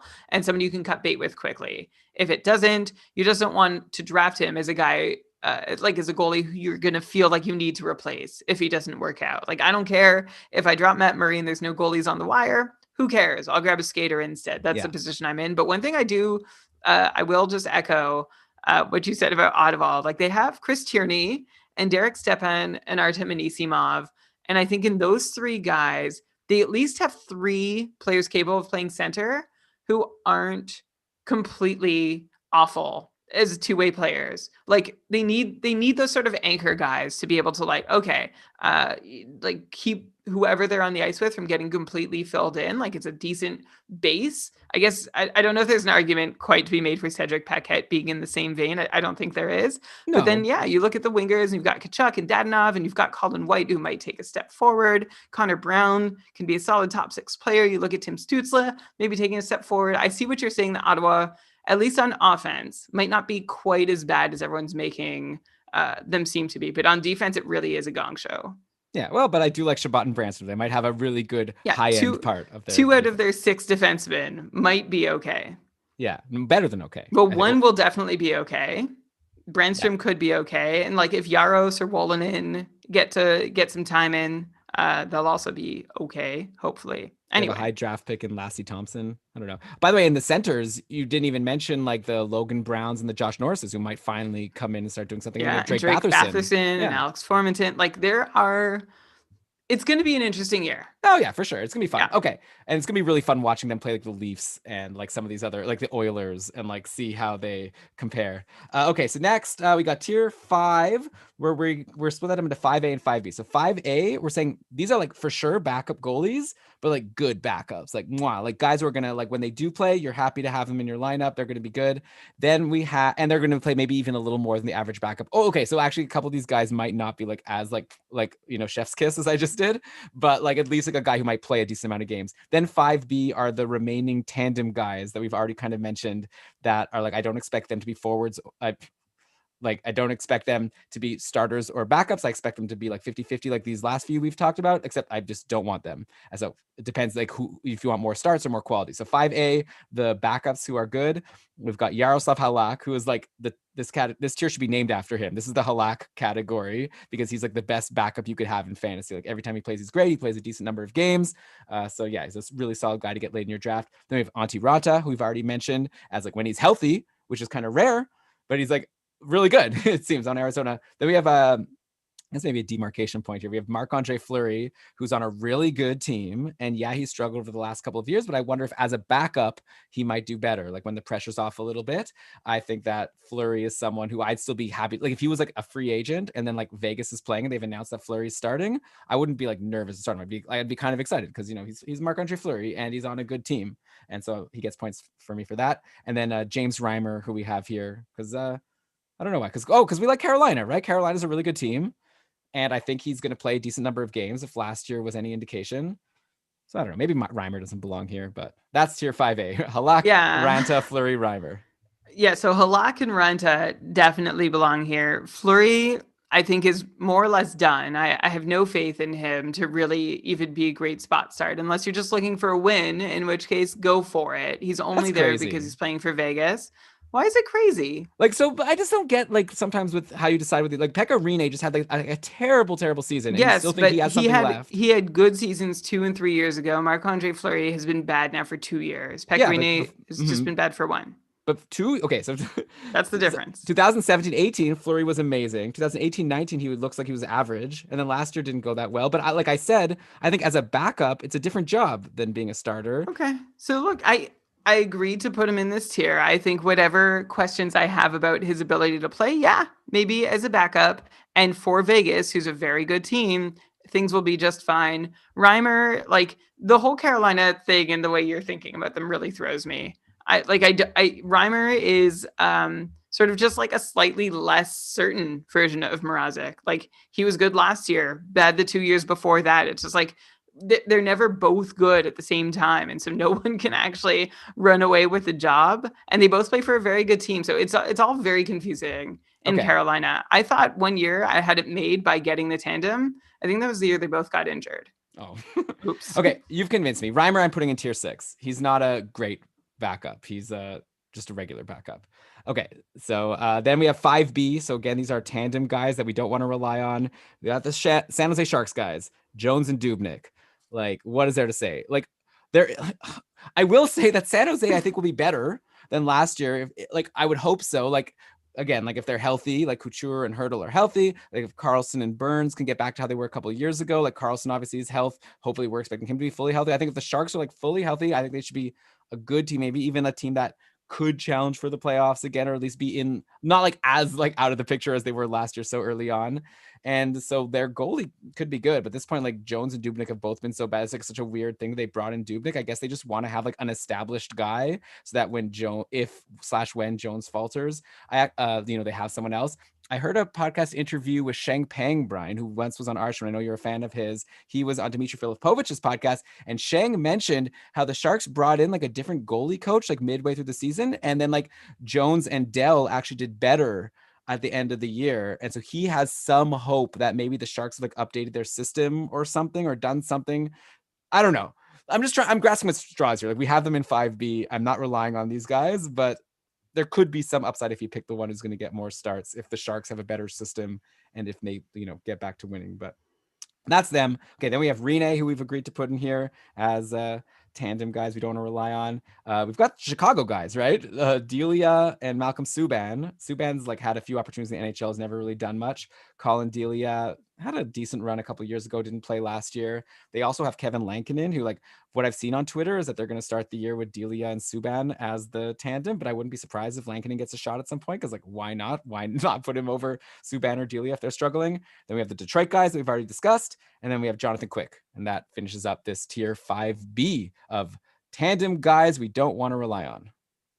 Yeah, I don't think I have anything at all to add except, I mean, Rene fell into there, but there's the Chicago situation where Delia and Subban might not be either of them leading the way for Chicago in starts. We moved Grice and Bernier into there. Quick is also someone who I don't have time for anymore. I have no faith that he can rebound. I had a little faith going into last season, but it wasn't an awful season, but it was still below average. And I want to see more. It was a correction from the season before, but not enough of one to really make me have a lot of faith. Plus, you've got Cal Peterson there, and we've already talked about him. Yeah. Okay. And I guess no comments on the Sharks guys. Sorry. I guess those are the ones that everyone wants to hear about, but they're the ones we've talked about so much and just been so mad that they've been so bad. Like Jones and Dubnyk are two of the three worst ranked goalies in Delta Fenwick save percentage from last season. And actually, they are, from my crude 3-year weighting metric for Delta Fenwick save percentage, they're both the two worst goalies of the last 3 years also. So it's a very strange bet for the Sharks to make. When they made the deal to acquire Dubnyk, I tweeted about it. It's like, okay, so they traded Alex Stalock to Minnesota, who took the job from Devin Dubnyk and then acquired Dubnyk. So the whole feedback loop does not make any sense. So I hope that Jones and Dubnyk can do better. Dubnyk has been in a golden situation in Minnesota that he can't take advantage of. Jones has not been in such a golden situation, but still has not taken advantage of a team that is desperate to give him the reins. So I don't have a lot of faith in either one of them. And I feel bad for the rest of the San Jose team because I don't think they've fixed their biggest need, which was goaltending. Yeah. Could be rough, but who knows? Maybe that's why they play the games, right? So we'll see what happens.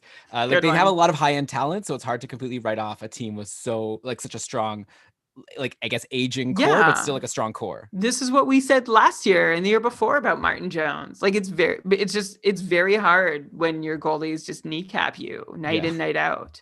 So we'll see if Sheng Peng was right and the system changed. So, okay, right. I'm hopeful. Yeah. Sheng Peng, by the way, has a great little great website going. Did you plug it? Fear the Fin, right?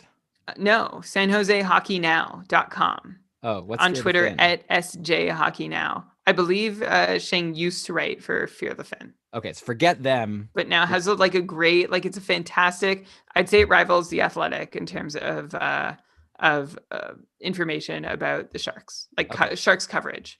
Yes, if you want to, Shang is our favorite Sharks beat writer, so follow him wherever Yeah. you want, wherever you need to get your Sharks coverage. Okay, let's go now to, we're in backups. We've split it up into 2 tiers, tier 6 and tier 7. Tier 6 are backups that we have, at least one of us have some interest in for one reason or another, and then we have tier 7, which is like the backups that are like extremely uninteresting. I would never consider drafting this person. I would, yeah. So let's go. We've got a bunch of them in tier 6. So I don't know, Brian, how you want to do this. How about like I'll mention, like I'll do 4 at a time, give my reasons, then you can make any comments you want. Then we'll go on to the next 4. So we've got Jack Campbell on Toronto. We've kind of already mentioned the fact that Anderson is a pending unrestricted free agent means that maybe Toronto won't be too concerned about trying something else if things aren't working. I think Jack Campbell has shown in short stints that he might be a decent NHL goalie. So that's why he's someone I would definitely have on my radar. These aren't like people I would necessarily draft, but like backups. So I think at some point in the season could become interesting. So that's Campbell. Jake Allen on Montreal. Like he's coming off like one of his better seasons ever, like at a .927 save percentage on St. Louis in 24 games. I definitely don't think he's going to overtake Carey Price for like starts. Like that's madness. But I think when he does play, he could be like he's shown that maybe he's really good. So he could also be really bad, which is what we've also seen. So yeah, that's why we have him here as like a little bit of interest. Jake Ettinger, I might even have him as like the one I'm most interested in this group. And we've already talked about Hudobin and the reasons why. Like, I just feel like maybe what if Dallas is just like, you know what worked last year when we had Hudobin and Bishop each play 50% of the games and then we made it to the Cup finals. How about we try to do that again? We don't have Bishop, so let's just do it with Jake Ettinger. So obviously Ettinger has to hold up his end of the bargain and actually be good. But like, I think there's the possibility that they just like Hudobin playing 50% of the games and why mess with something that works. So that's why I'm interested in Ettinger. And then one more is Jake Reimer and one more is James Reimer. We've already discussed that I had in a higher tier. We've just moved him down. So I'm at least somewhat interested because I think he's going to play a decent number of games on a good team in Carolina. So those are the first 4 in tier 6.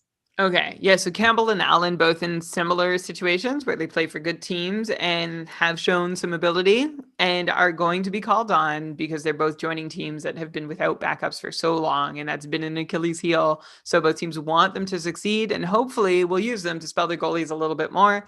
However, if you look at how Toronto played their goalies down the stretch, even with Jack Campbell, they just played the heck out of Freddie Anderson. So don't count on anything being just handed to Jack Campbell. And then you've got, except this year, of course, you might need 2 goalies. So it could be good for Campbell and Allen.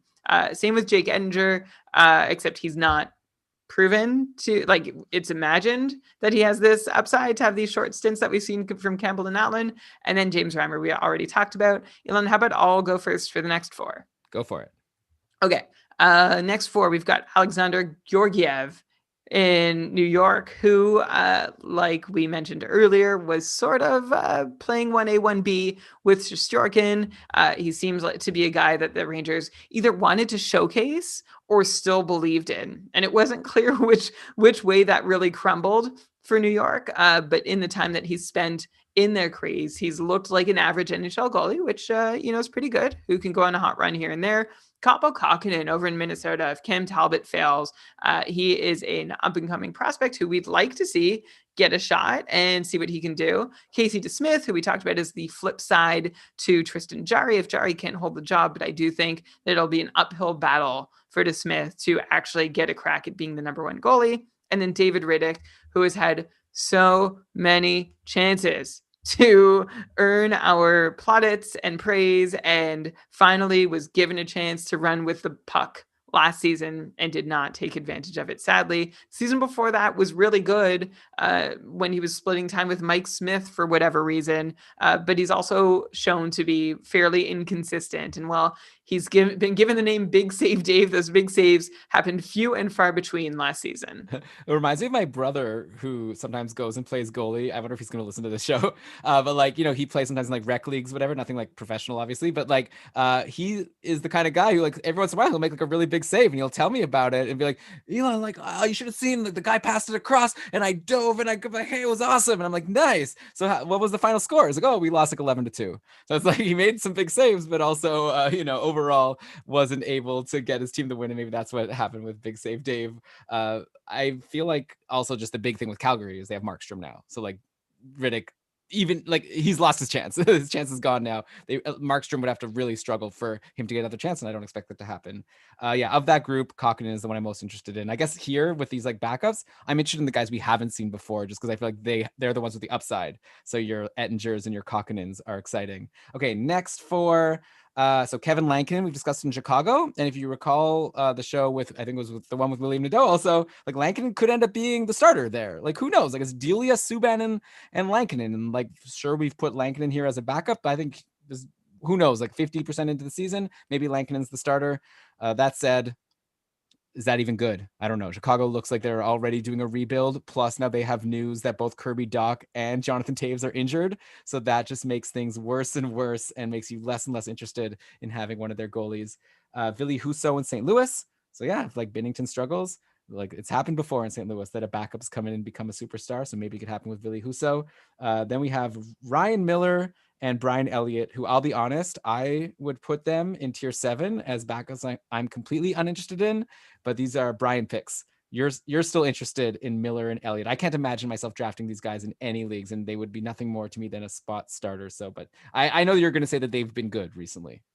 They've had runs of being okay. I think they could play well enough. Like Ryan Miller has actually been really good in his last few seasons. And I like that he re-signed in Anaheim recently, right after, by the way, I dared you to name the Anaheim backup, and you cleverly noted that they didn't have one.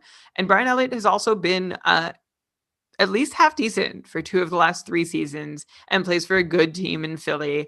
And I don't think Carter Hart is going to be like, he could be given a workhorse workload, but I imagine they're going to need Brian Elliott to step in every so often. So as you mentioned, these are the players that we're looking at as guys that we have some interest, who have upside for good numbers. And I think those guys that you're making me justify as being that, and Brian Elliott and Ryan Miller have that upside. They don't have the same upside as someone like, I don't know, Ville Husso or Casey DeSmith for like totally taking over the job. But I think Elliott and Miller aren't that different from Jake Campbell, or I think Elliott and Miller aren't that different from Jack Campbell and Jake Allen. Yeah. Well, with Jake, we're clearly getting tired. Well, with Jack Campbell, like I think it's a little different just because I don't know, the thing about Anderson being a UFA at the end of the year just like is something to me. Maybe you're right about Jake Allen, yeah, but I think Jake Allen is like better or has the potential to be better than Miller or Elliott. But anyways, whatever. Again, no point arguing about these nothing goalies at the end that no one's going to draft anyway. The last 2 in this tier, Mike Smith, who I have no interest in. Yeah, like just to be clear, to me, he doesn't belong with Elliott and Miller. Well, I mean, the thing is, I think Mike Smith probably plays more games than Elliott and Miller this year. So it depends what you're going for. And so like I said, bad games than Elliott and Miller. Well, like I said about Koskinen, the thing with Edmonton is whoever's in net has a good chance of winning that game because they have so much firepower. So Smith might be a good guy, especially if your league counts wins. You might be getting the most starts out of him of everyone in this tier. So that's why I have him here and not in tier 7. And then the last one, I know you also said you have no interest, but Marcus Hogberg in Ottawa. This is mainly because we've already talked, Brian, about how you don't have much faith in Matt Murray.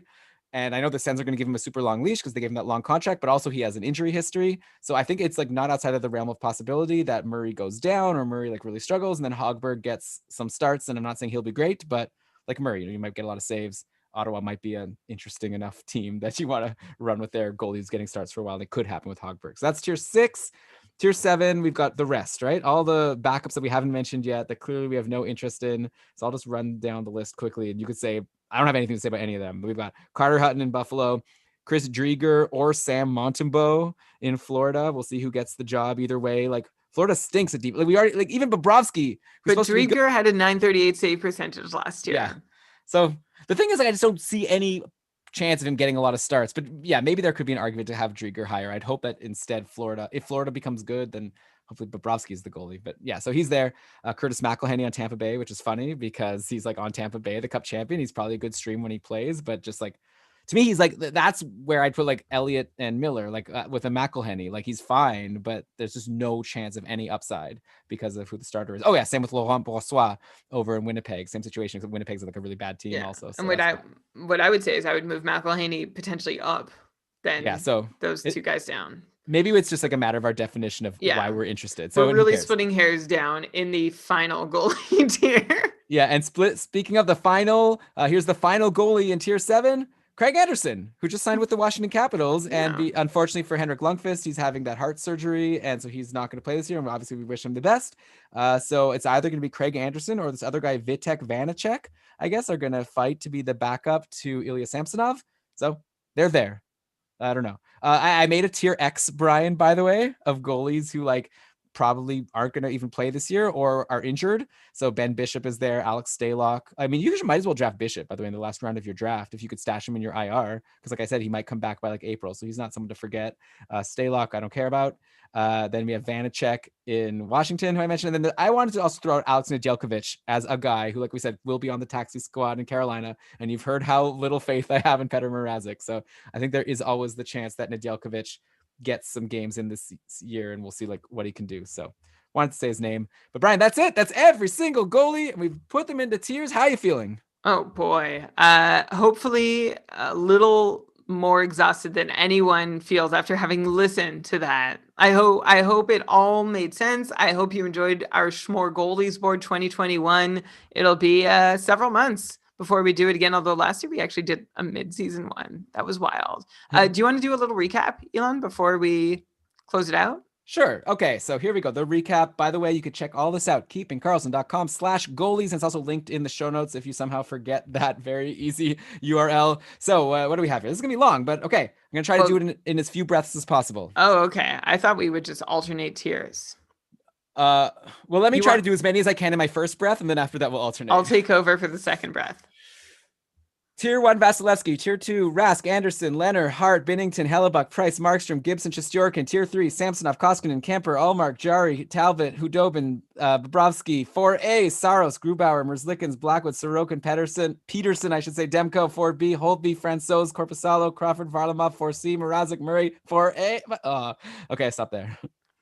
5A, Halak, Ranta, Fleury. 5B, Jones, Dubnik, Rene, Delia, Subban, Grice, Bernier, Quick. Tier 6, Campbell, Allen, Edinger, Reimer, Georgiev, Kakinen, DeSmith, Riddick, Lankinen, Husso, Miller, Elliott, Mike Smith, Hogberg. Tier 7, Hutton, Druidger, Montembeau, McElhaney, Brossois, Anderson, Craig. Tier X, Bishop, Stalock.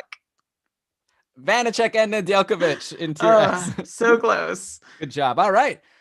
Okay, Smörgoåliesbord, always a lot of fun, always a really long show, but thanks everyone for listening to the show. If you're new to Keeping Karlsson, like we said at the start, get on board, subscribe. We're going to be giving you fantasy content all season long, starting with next week is going to be a crazy like non-standard show where we're going to have like a 4-hour show where we're like broadcasting the tier 1 couple auction draft, which is always like a gong show in a fun way. So like come and join that.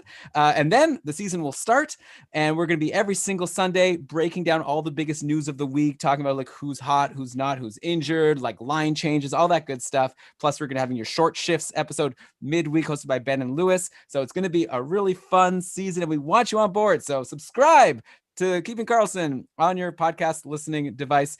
Also, if you want to support the show, we've got our Patreon program, keepingkarlsson.com/patron. You get all the info. We try to do everything we can to make your $5 a month of support worthwhile. We have our Discord community, which we've worked really hard on to build up and make it fun. Really special thanks, by the way, to Jeremy V and Kevin H, who have helped us build up this community.